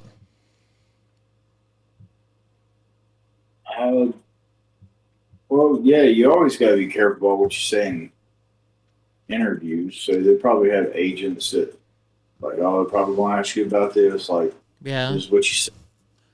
Like, we don't need you to get any hot water. But maybe to the guy that collapsed on field, I don't know, or maybe the coaching situation where they keep saying there's not black coaches. Well, let's see what it says. It says ex-NFL star Arian Foster's sarcastic explanation about how the league was rigged brought along some hilarious responses from former colleagues. The former star running back for the Texans sarcastically talked about the NFL being rigged in the latest episode. It's a joke. When they handed me the script for our season during camp, I almost walked out of the facility, brah. I might show the script from playoffs, me giving up the... Oh, it's just all jokes. Man, it's clickbait. Don't you hate... Even Fox News is now doing clickbait. F you guys. Stupid clickbait. That player was DeMar Hamlin, and just a week or so ago, the other player for the Lions just... No way. Really? Another player did? All right, so look at this. California union demands a 43% raise. Rejects Gavin Newsom's pitiful contract offer. Where in the heck... Hell, we can cuss now because we're not... I had to turn off monetization. Where the fuck can you go and ask for a 43% raise? To the unemployment line. You can't ask unemployment for a 40. No way. That's where you're going to end up. Oh, that's where you're going to end up. Oh, okay. Hundreds of scientists employed by the state of California voted to reject a tentative labor contract by a margin of 59% to 41%, sending a message to Newsom administration and union leadership that the raises proposed in that offer were unacceptable. The California Association of Professional Scientists, I didn't know that they were union members, the union representing these workers, announced the vote results Thursday after receiving them from a third-party agency charged with the count. 2/3 of the 2,744 workers eligible to vote did so.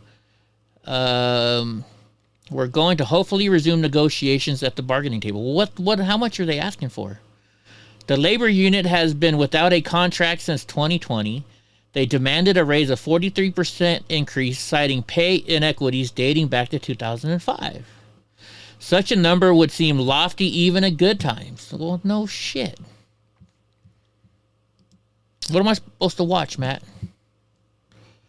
I see something where the ball is magnetic so they can catch it with their magnetic gloves. How much are they asking for? If proposed offer, all the scientists would have received wage increases of 2% in 2023 and 24. What are the monies, though? I'm asking. Right? Like plumbers get, you know, your base pay is this, and then it goes up for every year you've had in the plumbing union. How can you just say... they all start at the same time? Their wages would vary. What football video would they have here? Let's see. They had a couple of videos. I don't know, how long is this thing?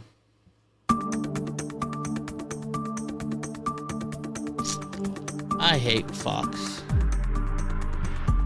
Here we go. How long is this thing? It's 51 seconds. Aaron was telling me about how the NFL is rigged and how every year he used to get a script. Yeah. Day one of training camp that would get dropped off at his locker. And you would have to, you know, it was like week 1, you'll do this. Week 2, you're going to have a hamstring injury. Week 3, this is going to happen. Yeah. Week 4, you're going to get 3 touchdowns.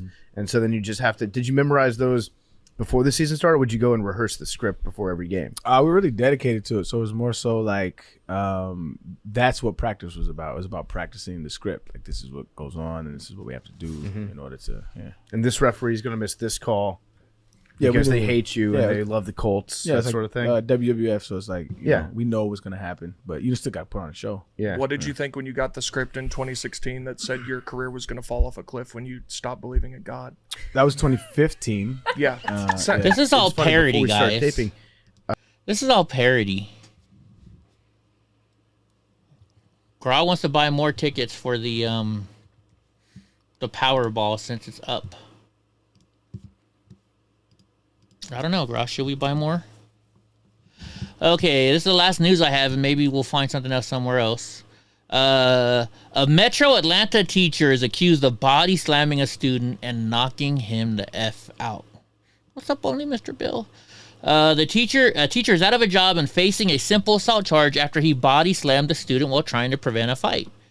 Edward Center also serves as athletic director at Heritage High School. Well, let's see. I just want to see the video. They don't have the video? They gotta have the video. Oh, here it is. I guess we gotta watch this thing. District spokesperson today, I asked her, was there anything prompting all of this recent violence at this school? She didn't have an answer for me, so I took that question to parents who are picking their kids up today, and one thing they all said, they believe there's a fundamental breakdown in parenting. We're not identifying the student who caused all of this commotion in a hallway at Heritage High School in Conyers back in December because he is still a minor. The man in the blue hoodie holding that student back is a coach at the school. He tried to stop the student from fighting another kid. Okay, so far I don't see anything wrong. When the athletic director, Edward Center, who was also a teacher here, saw this happening, he grabbed the student who was out of control and slammed him to the floor. That body slam. Okay, hold on. Fired. They just showed it. Rockdale County deputies have charged him with simple assault. We tried contact when the athletic director, Edward Center, who was also a teacher here, saw this happening. He grabbed the student who was out of control and slammed him to the floor. That body slam got him fired. I don't see nothing wrong with that. Rockdale County deputies have charged him with simple assault. We tried contacting him all day Wednesday to get his side of the story, but never got a hold of him. Parents told me they're tired of all the violence at this school, whether it's a student attacking a teacher, like in this video, we reported it last week, or students resorting to violence instead of figuring out... Dude, how many videos have you seen of teachers, you know, doing that to students? I mean...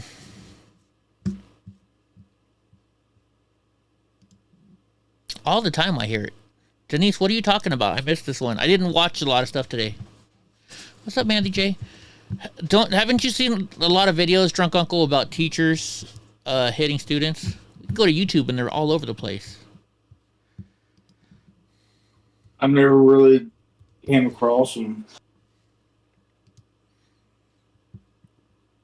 I mean, see what this one is. Violent brawl break. Fast, but like when you're trying to break two people up from fighting, you know, it's much easier to de-escalate when it's a rowdy student against you. Yeah. When you're trying to get two hormone-raised teenagers against each other. Yeah. Well, let's see. Let's the one that's this seems to be more violent.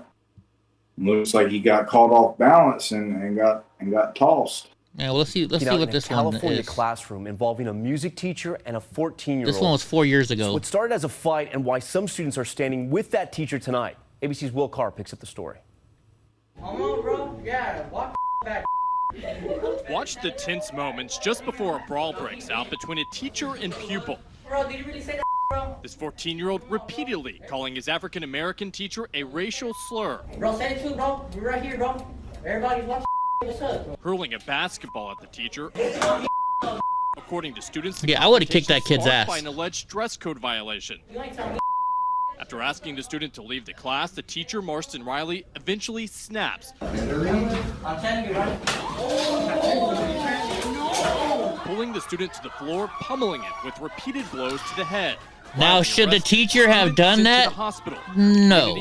But I can see why he did it. Just wait till you see it, drunk. I think it was both of their faults, like the teacher and the... I mean, I can see why the teacher did it. Should he have done it?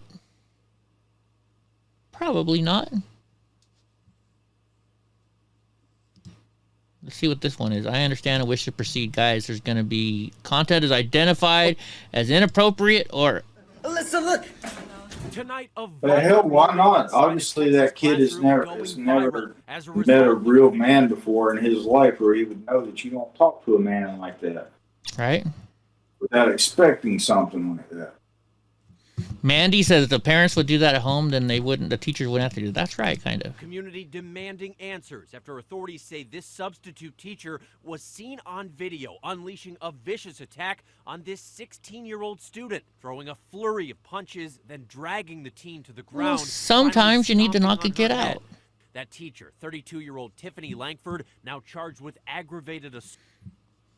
Man, that video sucked because it was only in one ear. I hate it when that happens. Let's see what this one's about. Shocking surveillance video shows an Indiana high school teacher approaching a student, appearing to reprimand him, then slapping him. Okay, that's out of hand. His head slams into the wall. Seconds later, the student collapses. Officials say the boy needed immediate medical treatment. Authorities say the teacher, 61-year-old Michael Jose. That one was excessive, too. Let's see what this one. And welcome back. A Round Rock ISD administrator is no longer now in the school year room. He was removed from his class earlier in the day for yelling and cursing at a teacher. That's according to an email from the school's director of special education services. Video shows the student leaning against the wall for over a minute before an administrator comes over. When the student tries to leave, video shows the administrator grab the student and toss him back into the room where the student slides into the wall and hits his head. Two teachers witnessed this. Yeah, that's a little bit. I'm picking all the ones that are really bad. There's some where the teachers or the kids, you can tell the kids are just like, F you, you this and that. Let's see what this one is. That teenager who shoved her friend off a 60-foot-high bridge. Oh, I remember this will spend one. as much time in jail as her friend spent in the hospital. Attorneys thought they'd worked out a plea deal. That was a long time ago. I don't know. Anyways, Helen says, what's wrong with these people? Well, it's just, you know, kids nowadays, they don't give a heck anymore. Wake up, drunk uncle. He actually was in the chat room before I was. Indeed. I was surprised. I was very surprised. You guys can help me pick out my new studio light kit. So I wanted to have be, it's got to be LED. It's got to be an LED one. Come on. Like I was looking at, which one was I looking at? I looked at this, but they had a bad rating. Let's look at this one. This one has 3 of them. You know anything about lighting, drunk uncle? What kind of lighting? Really? Not really? Let's see. Overview, here we go. It's a 3-panel lighting kit from GVM, provides a complete lighting system with advanced color power option. The kit includes 3 black 672S bicolor LED panels. That means it has like 672 little diodes in there. A case is included. Does it have a remote? It has a Y-beam. Let's look at the reviews. That's the best thing to look at. Good kit for the price. Lights are solid. Good construction. Instruction. I don't know why I'm looking at this. My ADD's kicking in already. What else can we look up? Did you hear any news today that we need to talk about? Has anybody got any extra news we should talk about? Or you guys want to talk about the large balloon? Nothing political, but Brandy's opponent weighed in at 12 pounds overweight. Oh, yeah? Yeah. What's up, she's Hillbilly? pissed. Because now she can't. So, what does that mean? She's not going to fight her now, or what? No, she is. She's just pissed because she thinks that she's like her opponent's like overlooking her. Oh, Like she wasn't worth making weight for. I gotcha. Okay, I know what we're going to look up. We're going to do something today. I've been thinking about doing this for a while, and I guess we should do it. What the heck is his name? It's Ralph Parr something. See if I can find this name. This guy.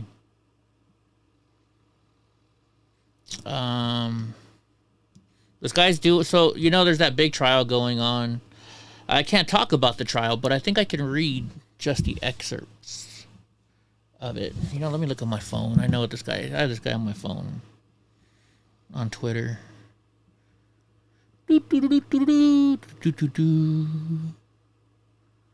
Ralph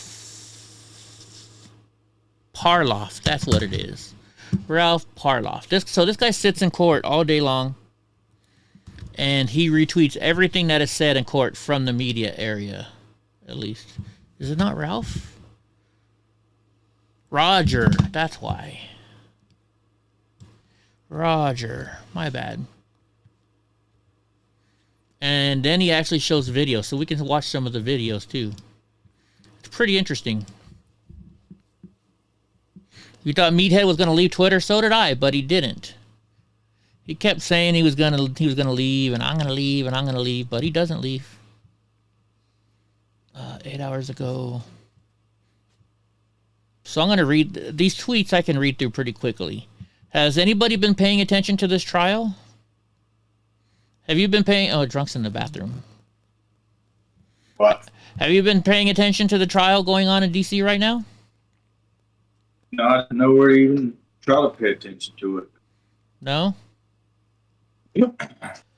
Okay, so this is day 14 of the Proud Boys trial. Live blog starts shortly. I'll be live tweeting here on Lawfare. So attorney Roger Roots. Oh, wait, that's 15. I need to go back to number 1. It starts at 13, 14. I guess we have to read in this one here, maybe.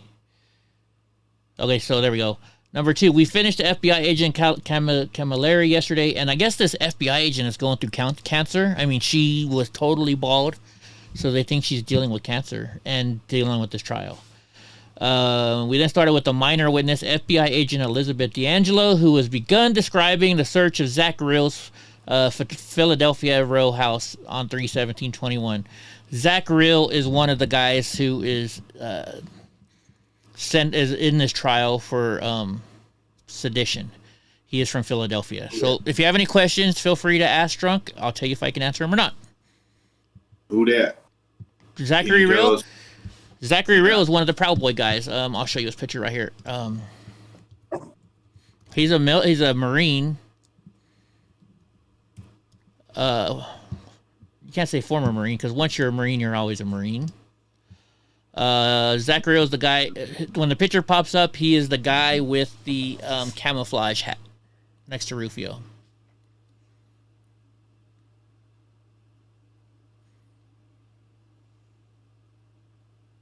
Oh, okay. So it's somebody that I don't know then. Yeah. Or don't. Mr. Nice Guy says he has great news. What's your great news, Nice Guy? Also, hey, I got a question for you. Last night there was we saw a video from Mr. Rogers that says, if you're born a boy, you have to stay a boy. If you're born a girl, you grow up a girl.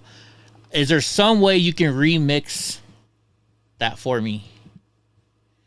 No freaking way. Mr. Nice Guy is opening up the show for Bryson Gray and Topher on the 19th in Chicago. Woo woo. Heck yeah, bro. Heck yeah. That's crazy, bro. Here, I want to show this to you real quick, though. I want to see if you can, tell me if you could make a remix of this. Mr. Rogers, Boys Will Be Boys. Is this it right here? You, me, some are girls are girls. Oh, here it is. Fancy. Everybody's fancy. Are fancy on the inside. That's not it.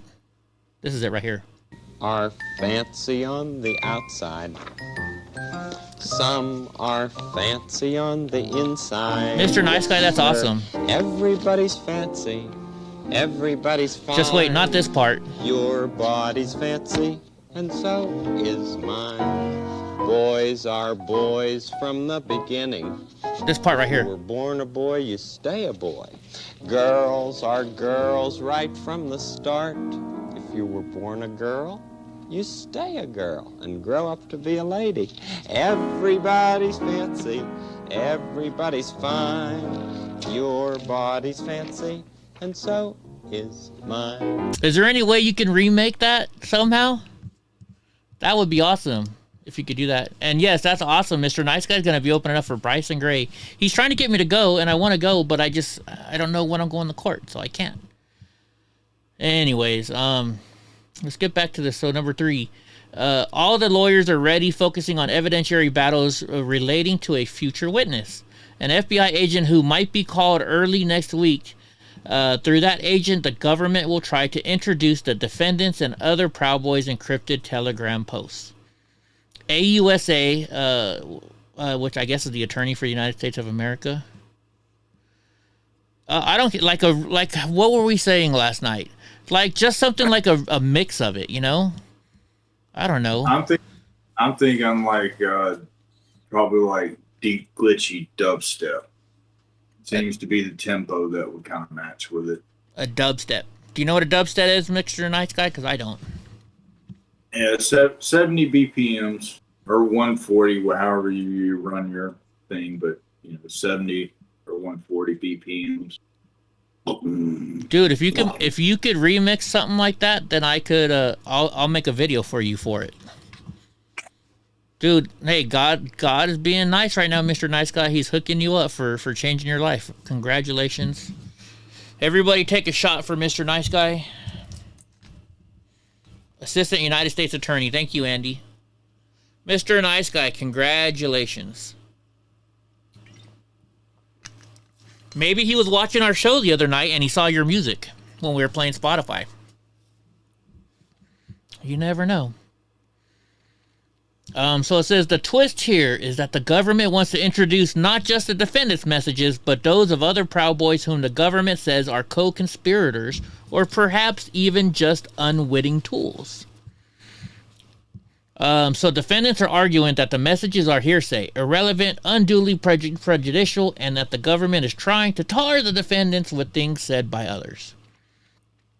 The government wants to introduce almost 200 of these Telegram messages. So Judge Kelly is hoping he won't have to give the jury a day off while he and the attorneys go through them one by one. Love you too, man. So it says, here's an interesting exhibit I don't think I shared before. It's January 6th between the first and the second breaches. Nordine, which is Rufio, is leading several Proud Boys in stack formation to the front of the crowd. Filmmaker Nick Quested shot this on his phone. So the cool thing about this is you can also see the videos. So now they're releasing videos, and this is videos we've never seen before. So I'm gonna. That's why I want to do this, because I think we can show the tweets, play the videos, as long as I don't comment on anything about this. So here's the video of what they're showing in court yesterday.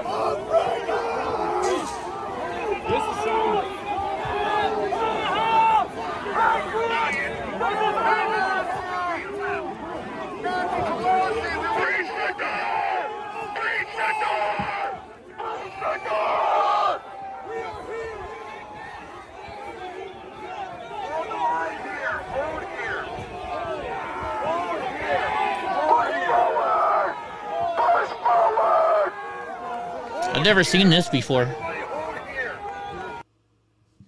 Okay, so that's the video they showed in court yesterday. Oh, see what they're doing? Did you guys just see? So what they did is they focused. This is, I know that they were trying to fight them doing this. Can you see it, Drunk Uncle, to where they've turned everything black and gray, or gray, like black and white, except for Rufio and another person, or 1, 2, 3, and a whole bunch of people, I guess. This is one of the things that that from what I've been reading, the attorneys for the defendants is not happy with them doing this in the video. They say it poses a threat to their clients, which I think why shouldn't I agree.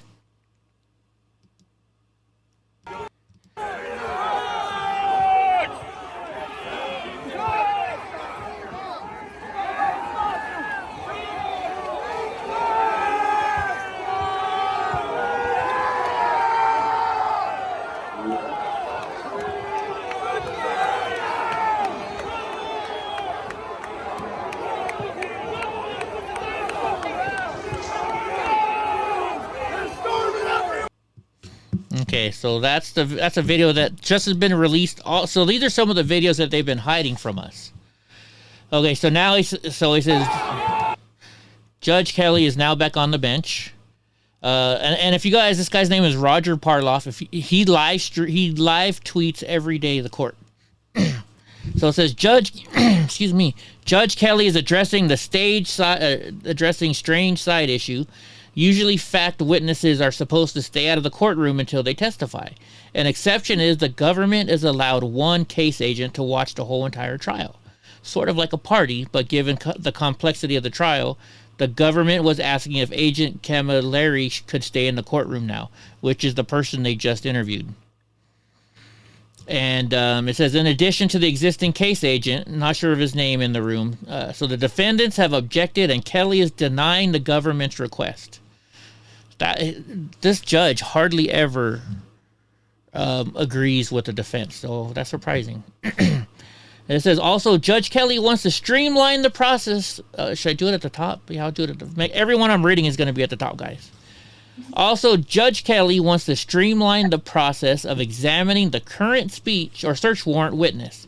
He doesn't want either side veering off into arguing their cases, though this basically technical witness who is just introducing evidence that really isn't even disputed. One of the Proud Boys in his case let lawyers play his right-wing rap in court, and he lost.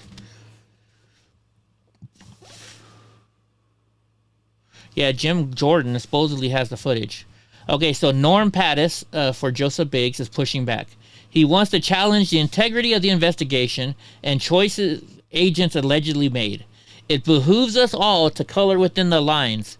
He apparently thought Camilleri's testimony veered off track and wants to police the lines. He says often parties simply agree through stipulation that certain evidence was poorly seized instead of taking days of jury time meticulously proven it, as is happening here. So attorney Roger Roots for Pizzola is discussing the ongoing obstacles defense and trying to view discovery in the Alexandria Detention Center. So what they're saying is this.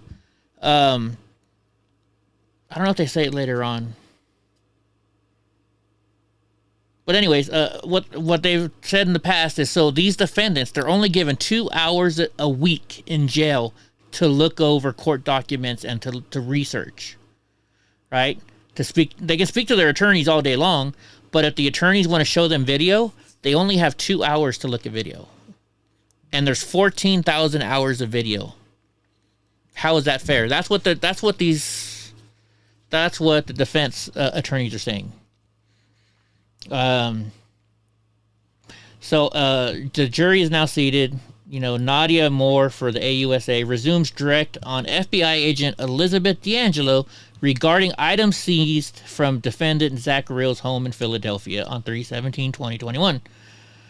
They say, we return to the Proud Boy Challenge coins. And I got a question for you guys. Tell me I don't have a big head. Drunk Uncle, you'll get what I'm saying in a second. It says, we return to the Proud Boy challenge coins she seized. The third one is a Proud Boy coin with Oklahoma on the back. The fourth coin shows the White House with fireworks in back and an individual on a scooter with a Proud Boy Laurel symbol. I've never seen this coin that they're talking about. But do you think it could be what I think it is? Like your logo? Yeah.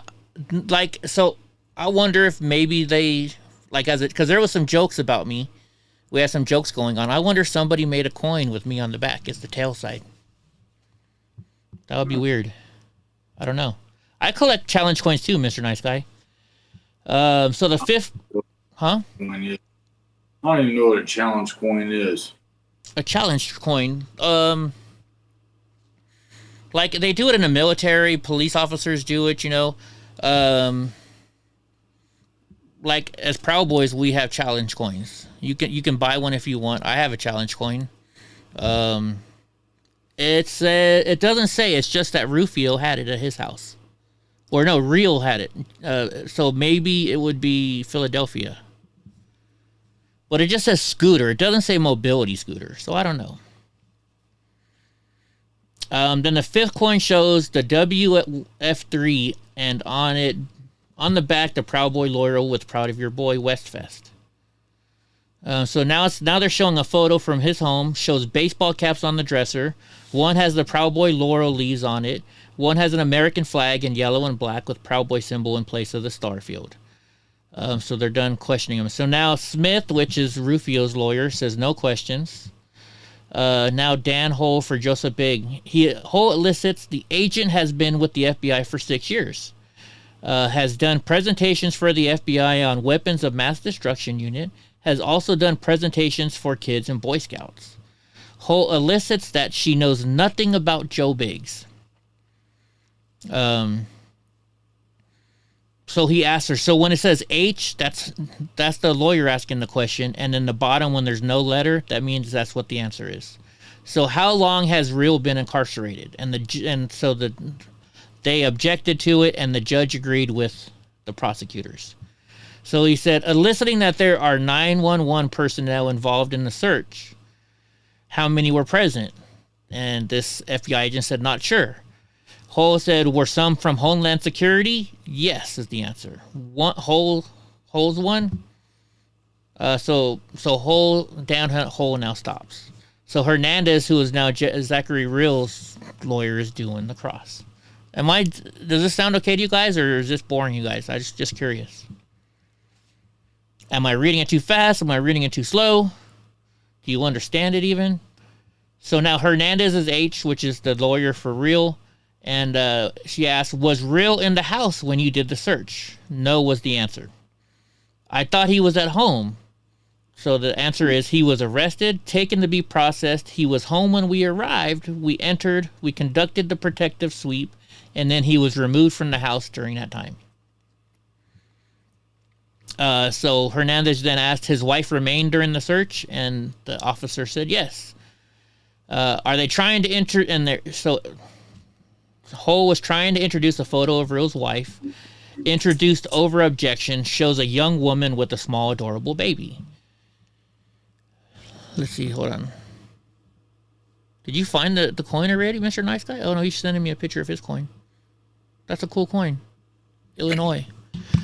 Do a live reaction to Free the Boys by Playboy. I don't know if I can play that song. We'll check it out. Let me do this first.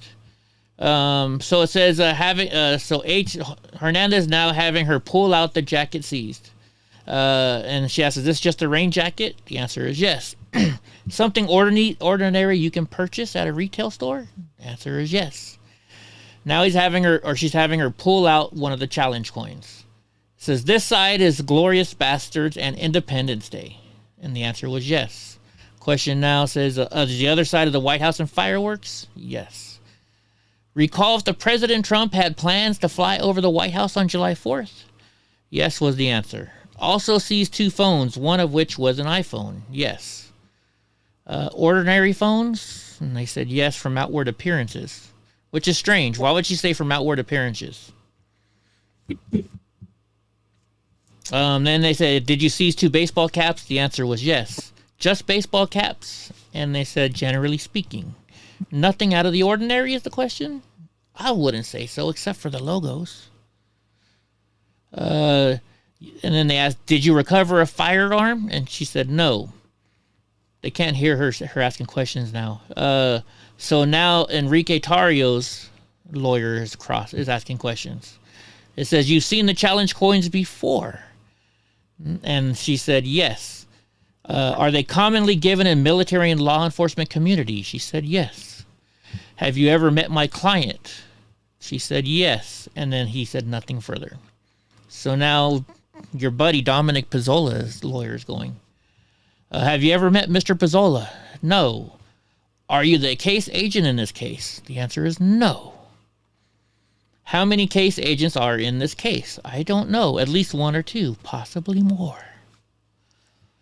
How many are in the room right now? Is this boring, Drunk Uncle? I'm curious.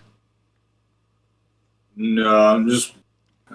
I just don't want to... No, I'm not asking you because you look bored. I'm just asking. Do you guys want to hear this? I'm trying something new, so that's why I'm asking.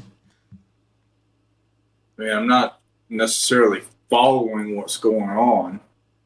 Okay, well, maybe I could just go through and read the important ones. What about that? Yeah, give us the cliff notes. Okay, I'll give you the clip notes. Oops, I got to go back now. So what number? We were on 20. We're on 29. I'll just give you the cliff notes. Because it doesn't sound right unless you have 2 different voices. I think it sounds so monotone. So they asked how many of the agents are in the room. This person had a lot of I don't know questions. Do it shirtless? No, thanks. So they're asking about, did you look at any of the books in the house? And she's like, no, I didn't look at any books. It's all going to be shorthand, guys. So now they released that person. Now they got the next witness. So the next witness is Anne Borger Pepe. She's an FBI special agent, a bachelor's in psychology and a master's worked in insurance, then cardiac rehab, and she joined the FBI 2 years ago in Seattle. So I'm guessing they're going to get into Rufio's house because Rufio's from Seattle. So the agent is describing the process for obtaining the warrant. We don't need to listen to that. So they said Rufio's wife was there, but Rufio wasn't. So he showed up during the investigation.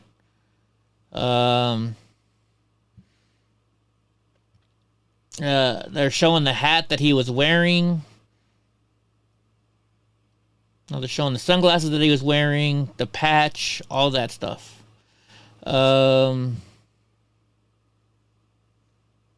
Western chauvinist. So what does he ask her? Westfest 4. That's from last year, I think. The polo shirts, now the black t-shirts, blah, blah, blah. So they're taking a 10-minute break. Boop, boop, boop, boop, boop, boop, boop. I'm trying to give you the cliff notes now, guys, so sorry. So they had a SWAT team at his house. They said, how many members in the SWAT team? She didn't know. Are they part of the FBI? She said yes. Were there over a dozen SWAT team? I don't know. Aren't these agents supposed to remember all this stuff? I'll try. I told you I'll try, Mr. Nice Guy. I just don't know if I can.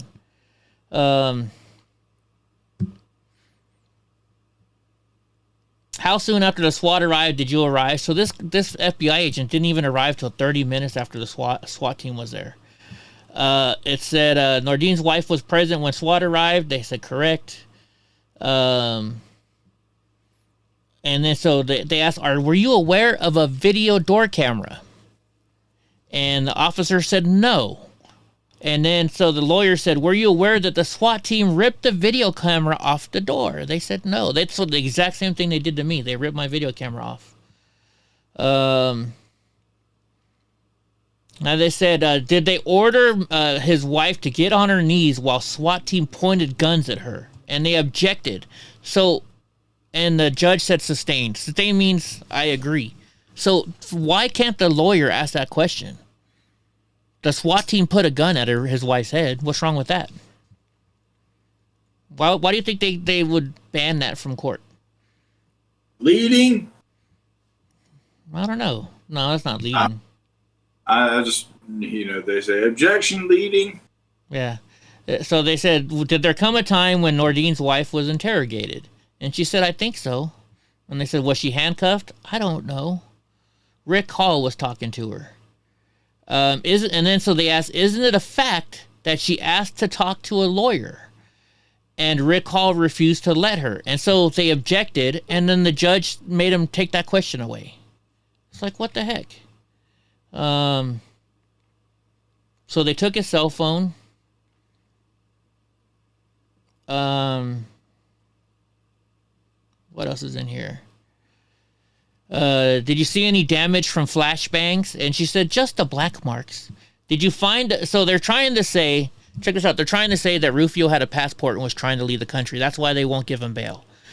And so they said, did you find the passport in Nordine's home? And she said, I heard somebody did.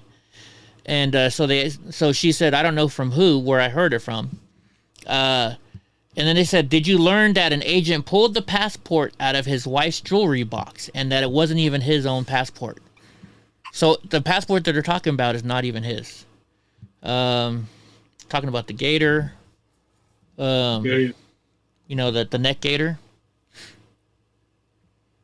So now Dan Hull asks, were there any other items seized beside what you have discussed today? And she said challenge coins, cards.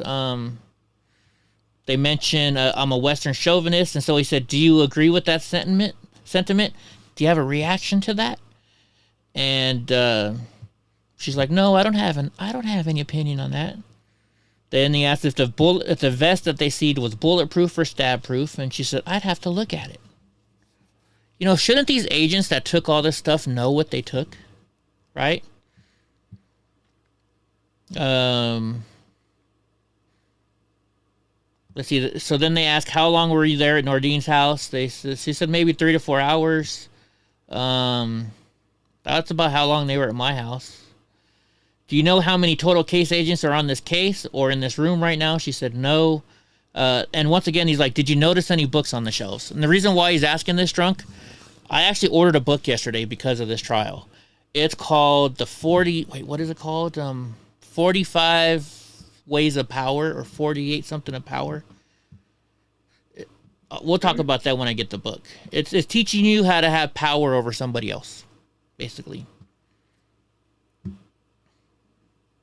They're on a recess. Like persuasion, I guess.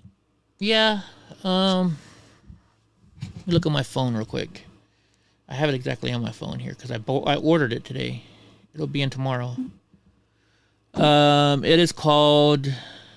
Come on, phone. Hurry up. Come on. The 48 Laws of Power. The 48 Laws of Power. Mr. Nice Guy says, but they painted us as the opposite of what we are. And my coworker even asked me why Proud Boys like the swastika. The Proud Boys don't like the swastika. Everybody just makes them seem like they do.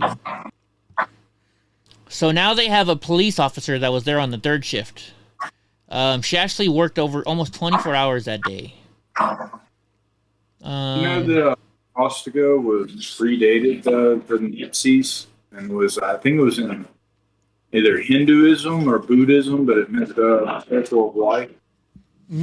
No, it means good. It means good. Be good and prosperous is what it means. It means be good and prosperous in the Buddhism world. Like here's another video we can watch. Let me open the video on YouTube. So there's a video that were never shown before.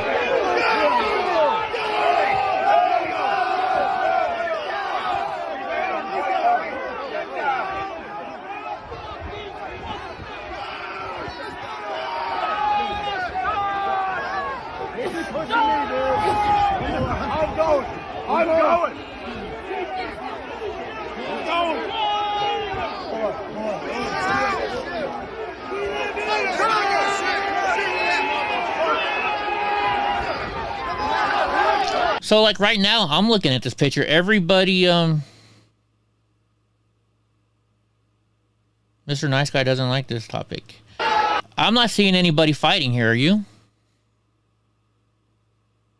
Nope, but I don't see Ray yet. Oh, apparently somebody got over on the other side is what they're showing.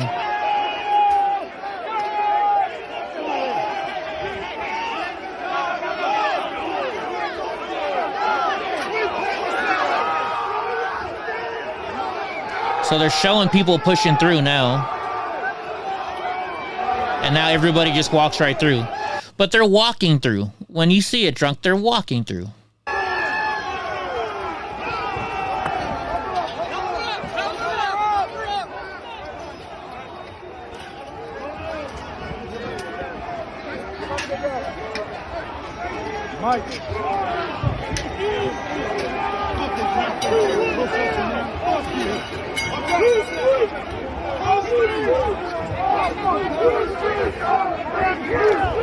So I'm watching this video and they're just walking in. It's not. I'm not seeing anybody fighting it. Nobody's being crazy. All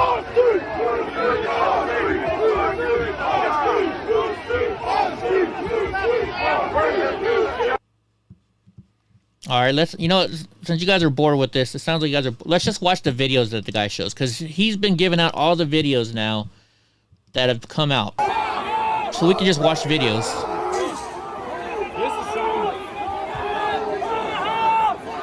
I think you're right, Mr. Nice Guy. Oh, this is a video we already watched. Okay, we watched this video. Here's a clip from one of Rufio's shows. And I honestly think that the only reason, like if I was in a war and, you know, and I'm on one side and the commander for another fucking side says, hey, let's have a sit down. I'm taking that meeting. You know, you're going to take all the precautions you can possibly take, but you need to take that meeting because without negotiation, there is no point, right? You could fight a war forever, but if there's never any negotiations for peace or any kind of reconciliation, well, the only thing left is force. Yeah. You know, and we're trying, like, that's the thing is, like, I don't want to have to use force against a government. I don't want to do that. Like, I don't think anybody really wants to because the repercussions are just unknown. Yeah. And you put yourself on the biggest fucking target list known to man. Nobody wants to do that. We're not anti-government. But here's the thing is we'll replace you.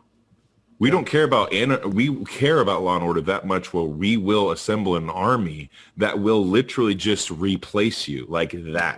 The law. Like we'll just be like, here, I'll take your badge. It's mine now. You're no longer sitting in office. You're no longer the governor. This guy over here that we just voted in right now is goodbye. And it'll literally be like that. And then once at the point in time where you have a hostile takeover. Well, the great thing is we don't have jobs. See, these are just two guys talking on social media saying, you know what, we should just, take over, right? I haven't heard anything bad from them yet. Have you?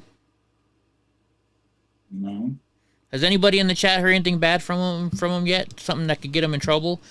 Everybody says stuff on social media that they don't really wouldn't actually do. Who better for the takeover than us? Yeah, exactly. Well, that's what they did down in Cuba, fucking hostile takeover. Or Venezuela, sorry. That's what they did down in Venezuela. They had that the communist dictator, and then the new guy was voted into office, and then he's like, I'm the guy now. And everybody's like, I'm the captain now. Oh, she definitely is Mr. Nice Guy. Now. But nothing wrong with that video. Here's a clip from the Tario interview. Recruiting them as we were walking. Oh, it's an interview with Alex Jones. Everybody's seen, I mean, you can see my guys right here in this video where Antifa's trying to use their shield, which I went ahead and I jumped through like I was crowd surfing and I took out their entire shield wall. But we need to get out. We need to get outside. People and this video is powerful, but there's videos where they attack people. What's up, you guys Timmy? just steamroll them and beat the living hell out of them. Some of the videos, and they're running and crying for mommy. They attack first. We didn't need any. I think I was live streaming this stuff. I was like, oh my gosh, look what's going on. I couldn't believe what I was watching, and I was supposed to be there. So this is from November. This was November. I forget. It was November when all the Proud Boys went to Tammy's just saying there was no call to violence from Rufio. This is all from November, and I was like, oh man, why didn't I go? Weapons. I got stabbed in DC about a week and a half ago. Oh, I forgot that part. We also have them pulling switchblades on you guys and getting their asses kicked. Yeah, this was November 14th or something like that. Well, it didn't happen this week, huh? They sure tried. They pull out the switchblades, all sorts of weapons. Oh, you must have missed the footage. One Black Lives Matter pulls out a switchblade and gets their ass kicked. You haven't seen that video? You could see me here. You could see me here in this shot right here, doing this guy a favor, mercy, because he gets let go here, and his face was full of blood, and he tried to attack somebody else. And then after they took him down, I was holding off so the police can come and pick him up, right after this part. But this was all night. We did this from that was a crazy night. 6 o'clock at night all the way to 6 a.m. We did this for 12 hours besides just a regular march. We were out in the streets in 12 hours. And you can see me here on this video with a yellow patch on my back. You know, when a man's down, I don't want to keep attacking him. So, like, something I can say about Enrique. Him and he called me up. He's like, Eddie, you're in LA today, right? And I was like, yeah. You're in Beverly Hills? I said, yeah. He's like, I'm going to come meet you. I want to do the walk. You know how I used to do the walk down Rodeo Drive?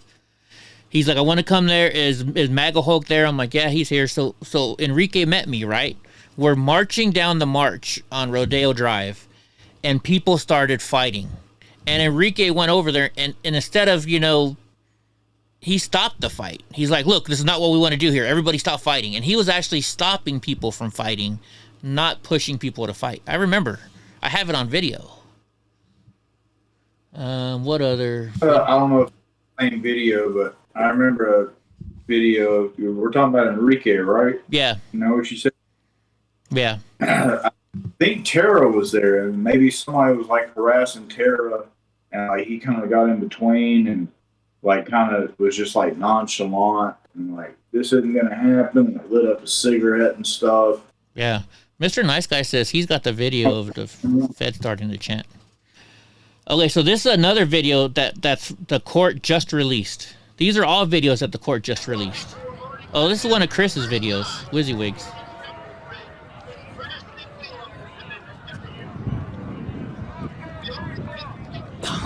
So the Proud Boys coming in. Let's see what video this is. Seems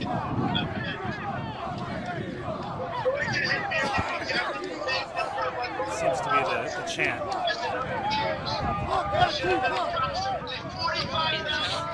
Rejected far more than what we needed to register.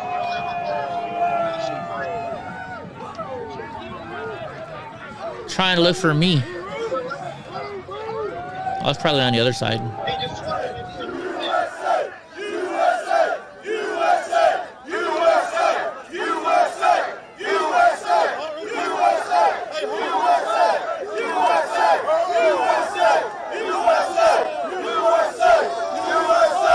Hey, you were. You just saw me? Yeah.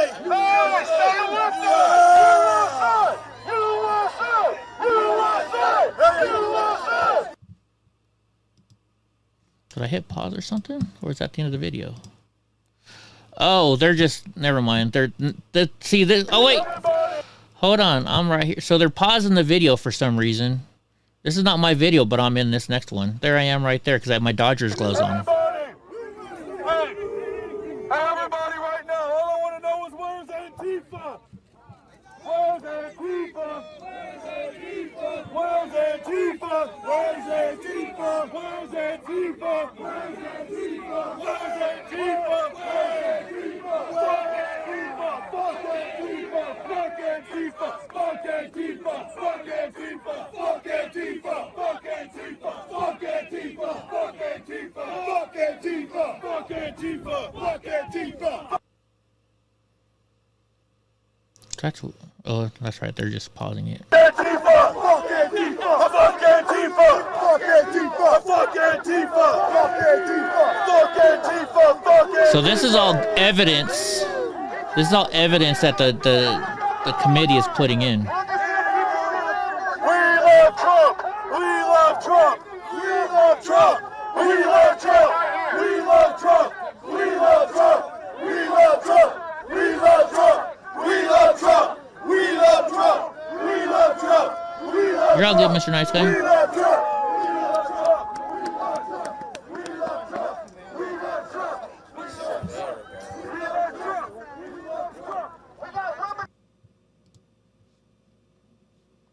There's 4 minutes of these videos right here. I have that Trump flag. I actually have that Trump flag. Who's capital? Who's capital? Who's capital? Our capital. I just heard myself.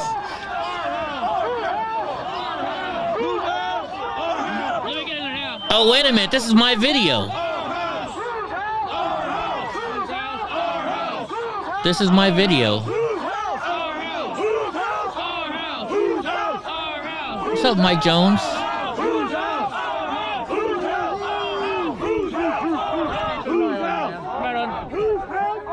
Hey, let me get a little closer to Joe.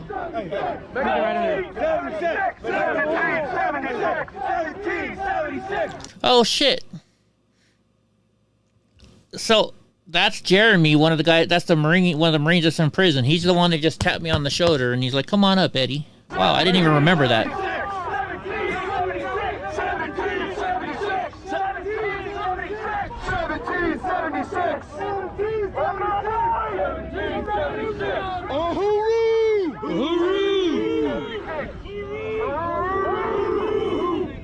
I don't see anybody doing anything wrong in any of these videos yet. Can you see the cops up there? There's about 4 cops up there. So somebody just whispered, was trying to whisper to me. Do you see? They're like, "Do you see the cops up on the roof up there?" File a copyright claim for myself.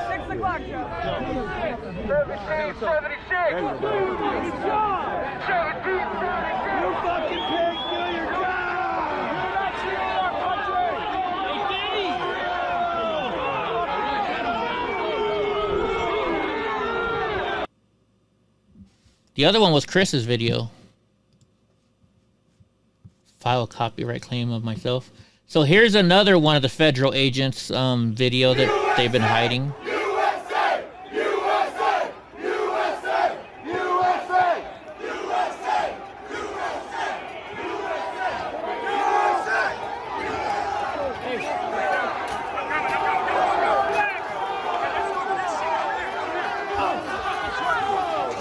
Okay, so this is where they went through the barricades, but I don't really see anybody like fighting it. Go!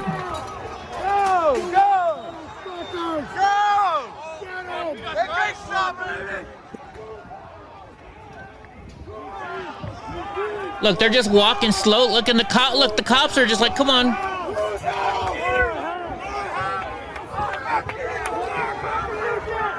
The cops are just walking right along with them.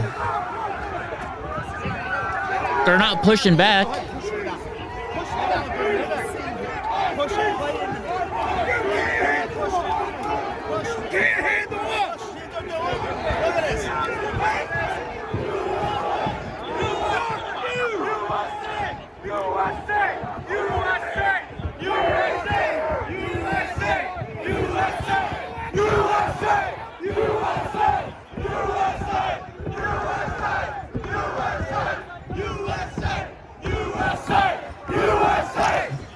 Right, Andy?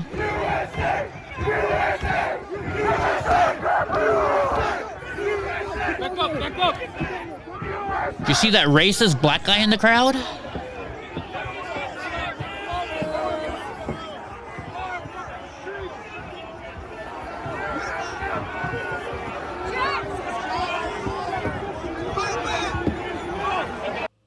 I don't see any damage going on right there. Nothing even close to what we see Antifa doing. All right, here's more of the government's footage. They put me live with George Ramos. No shit. Yeah. I fucking tore him, you asshole. Get the fuck out of here. Yeah. Was it live so they can't edit it? I remember those shirts. I know your fucking daughter. Okay, me and your daughter are friends. And you know what? Trump saved your fucking ass in Venezuela. I'm fucking live on TV. No shit. I go, you know who's at fault here? It's you motherfuckers. He was like, So quiet. That was on the 6 o'clock news? Because you know they're going to chop it up for 11 o'clock.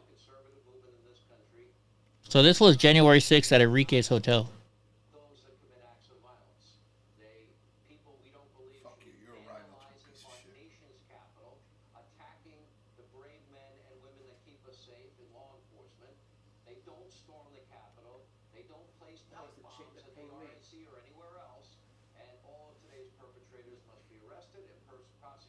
This was filmed by Nick Quested, that guy that was following us around for the documentary.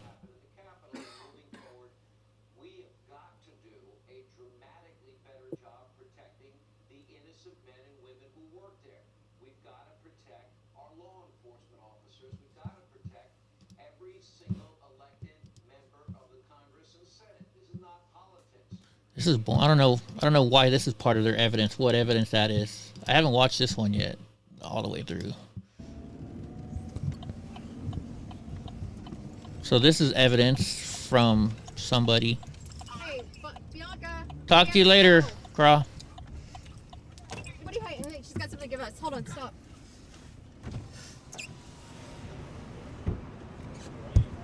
Are you fucking kidding me? Yo.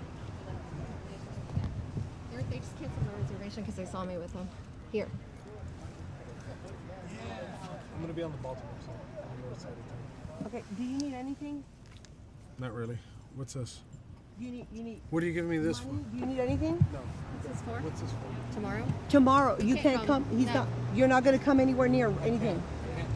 I thought they told you 24 hours. Hold on. 24 hours what? That you had 24. No. I mean, I don't even know if that's a rule, Hey. so I'm not even gonna test it. Bianca. I wanted you to meet the attorney. Why don't you pull up over Just here? pull up We right need here. to talk. Hey. Everybody move, please. Everybody move.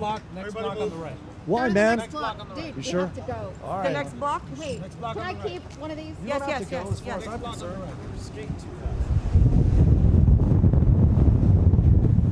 fast. So this is all by the documentary crew. Go into the parking garage and make a right, and then go into the parking garage left.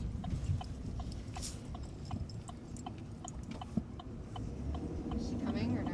Yeah, tell her exactly what I just told you. Go to the parking garage on the left. Go in there. I think this is when they're trying to show when he met some people in a parking garage.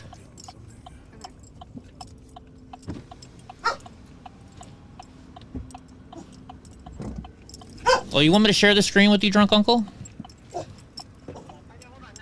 Hey, want? are you gonna come down here? Okay.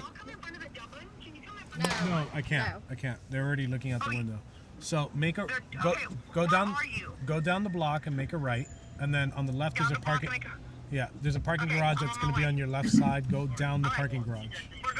Okay. Right here on the left. I feel like a fucking fool. You are. I'm not. That almost sure sounds there's, like some Corinne in type there of, with her, hey, with get your them. stuff Well, I and mean, go. you literally. I told him. I said he literally just got his shit at the police station. We went straight. Oh my God. We didn't loiter. We didn't go get a hamburger, right? Yeah. I would just pull right here. Right here, look. Oh, forget you, Eric. Did you get what happened on tape? I would just start up here. All right, why don't? I would just back up here because she's gonna. Yeah, just back up. We're just gonna. There's like a 10-minute video here. She has a. This guy has a good attorney, and it was a 2A attorney that got him off of his stuff. So.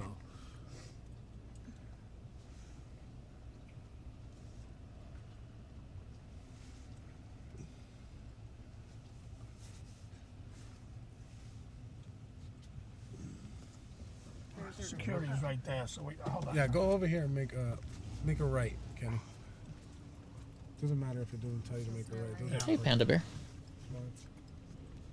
There's spots over here on the right. I know Antifa was trying to show this footage the other day, saying, "Look, this is Eddie Block is a friend of this guy." I've done worse. He lives in New York. Yes. Hold on. Right here, just stop right here. Just stop anywhere. Stop anywhere. Just stop anywhere. Nobody's If gonna a car, come through. if a car comes through, then we'll move.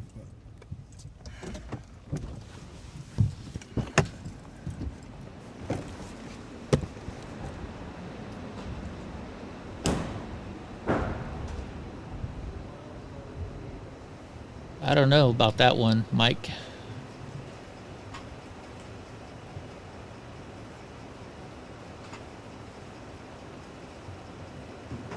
Looks like a scene from The Sopranos.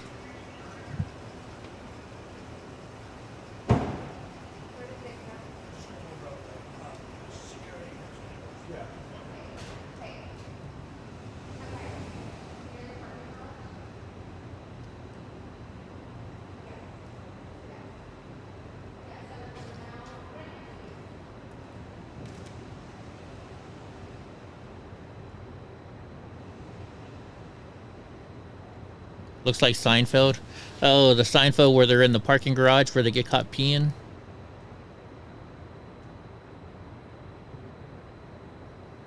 I wanna be a cowboy. You can be my cowgirl. Wow, this is unedited. They're just showing the straight, full-on clips.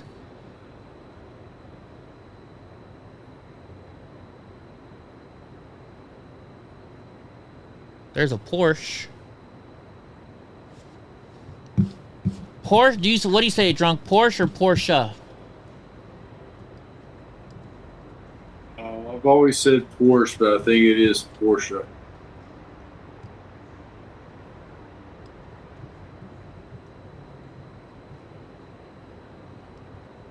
I say Porsche too.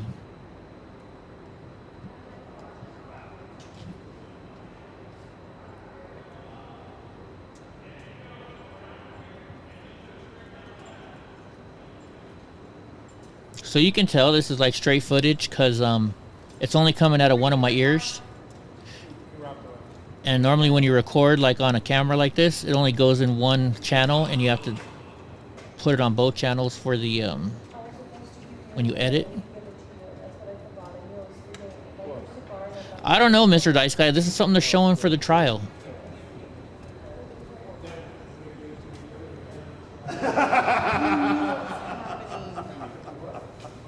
I knew as soon as I got to the airport. Listen,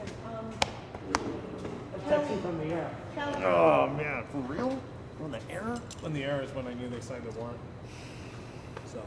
I want you to meet this attorney, Kelly. Hey, she's from Texas. Pleasure to meet you. Nice to meet you. Susan Enrique. Oh, I see why they're showing this video. Hey, listen. Do you need a vehicle to? That's Stewart Rhodes. Do they know what you're driving? It doesn't matter. I'm sure that even if they were to come by right now, I'm on my way out.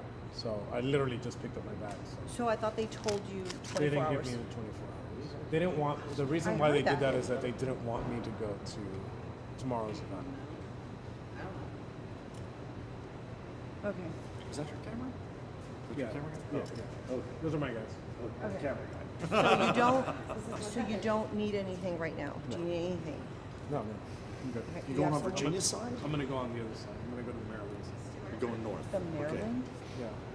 I was gonna go to the VA side, but a lot of my guys are on the Maryland side. Okay. All right. But that makes sense. Well, they're also shutting down that bridge across From Maryland? Virginia. Yeah, that's why. That's one of the reasons. I'm gonna drive back down to Miami. I don't want to get on a plane right now. I just don't. I don't blame you. You're gonna drive back to Miami? Yeah. Do you need some stops? I'm gonna go with Amy. I'm gonna rent a car tomorrow and take it. I'm gonna stay. I'll put it in my name and I'll I'm gonna take stay it. close just to make sure my guys are okay. Okay. And I'm gonna So shoot tomorrow, and I got a lot of stuff to do tomorrow. Okay. I'm gonna come in and shoot tomorrow, so that's why I took my daughter. Ashley? Ashley. Yeah, we've met before. Oh, that's right. Sorry, I was yelling. It's okay. Listen, all I was gonna say is nobody's gonna get to him. I cleared that up before you. That's all I was trying to say. I don't see any FBI Antifa, Mike. Because fucking Millie was like, she was texting you while you were fucking in jail, and she said that was check marks. They were reading the shit. They just told me they're canceling my reservation. No. Can you tell? No, they were. There was check marks, like you read it, and we knew it wasn't you. We couldn't get in there. You did. They couldn't get in there simply the reason Are you why they sure? yeah, because I have 2 steps. I knew you told me that, but I wasn't sure. Yeah, but the government, I'm sure, can break in the phones pretty easy. Don't you, drunk? I didn't know they were downloading shit or whatever. Oh, yeah. So, Well, Ozzy says depends on what they need in the phone. you phoned before you contact. They have my phone. I kept my phone in my laptop. My laptop is gone. My phone doesn't have anything either. So Well, I knew they were going to do that. I thought it was like the Occupy Wall Street people, right? Right. That's why they're Well, see, it doesn't say. I don't know though, because I know he has an iPhone and it tells you if somebody's read the stuff or not. You can disable that. Well, I know that, but still.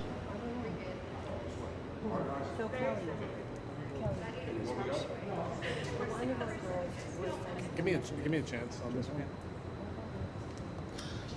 So look, the jury was set there. The attorneys are showing this video and trying to say what happened is because Enrique asked them to give him a chance. Well, that blonde lady that walked up is a lawyer. So of course he doesn't want to talk to his lawyer about him getting arrested in front of a camera crew. I mean, it makes sense.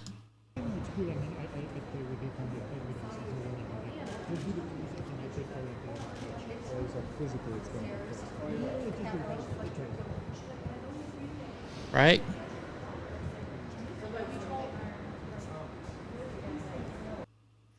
Okay, so that's that video that was released. I think they were just trying to show that what they were trying to show is that he said, "Oh, give me a minute," like he wanted to talk something secretive. Let's see what this video is.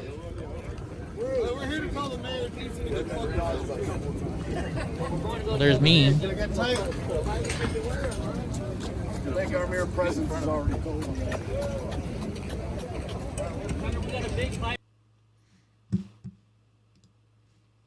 Okay, what's next?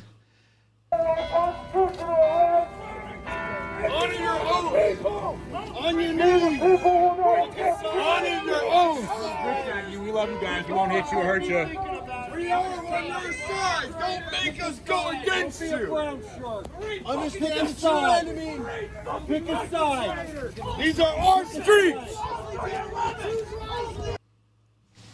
So they're trying to show their people, or they're trying to say, "Oh, well, people are arguing with the cops," which I really don't see it. Oh wow, this is like a half-hour long video. Maybe we should stop here and focus on this video another day. What do you guys think? Because there's a lot of videos that are coming out from all these videos are from the government, from the court trials. You guys want to do that? Because I don't think we want to watch. We don't want to watch like freaking half-hour long video now, do we? Yeah, I'm getting tired. Yeah, me too. So I know exactly where we left off. So we'll come back to this maybe on Monday, and we'll watch some more of these videos. What do you guys think? Because yeah, I'm not into a 30-minute video in it right now. What y'all think? Good to me.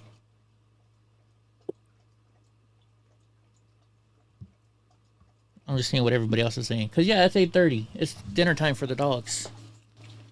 So, yeah, you know what? Monday we'll do this. Or maybe Sunday night we might do this. Who knows? Who knows? We'll do it sometime, though. That's the sick dude. Brian Sicknick? Is that how you're trying to say? I don't know.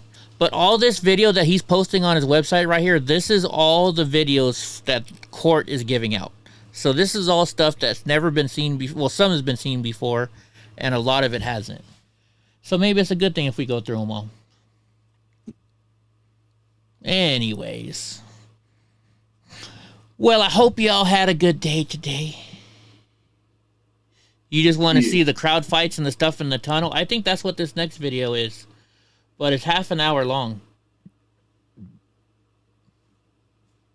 It's 29 minutes and 23 seconds, and it looks like it's crowd footage of them fighting. So yeah, we'll watch it on Monday. I might play some poker tonight. I don't know. Maybe after I feed the dogs and cook myself some dinner. Who knows? Anyways, I gotta fix this. I gotta turn this off. So, Drunk Uncle, is there anything you want to say before we get going? Bye. No? Bye. Well, I guess, you know what, guys? The tunnel will be Wednesday or Monday. Unless you guys want to, you guys can go to that guy's website right there, Roger Parloff. He's the guy that has the videos. So, all right, y'all. I'm going to get the heck out of here. I got to get up early tomorrow. I got a lot of stuff to do. Go feed the dogs. And Drunk Uncle, what you got to say? Picky. All right, guys. See y'all later. AOC says hi.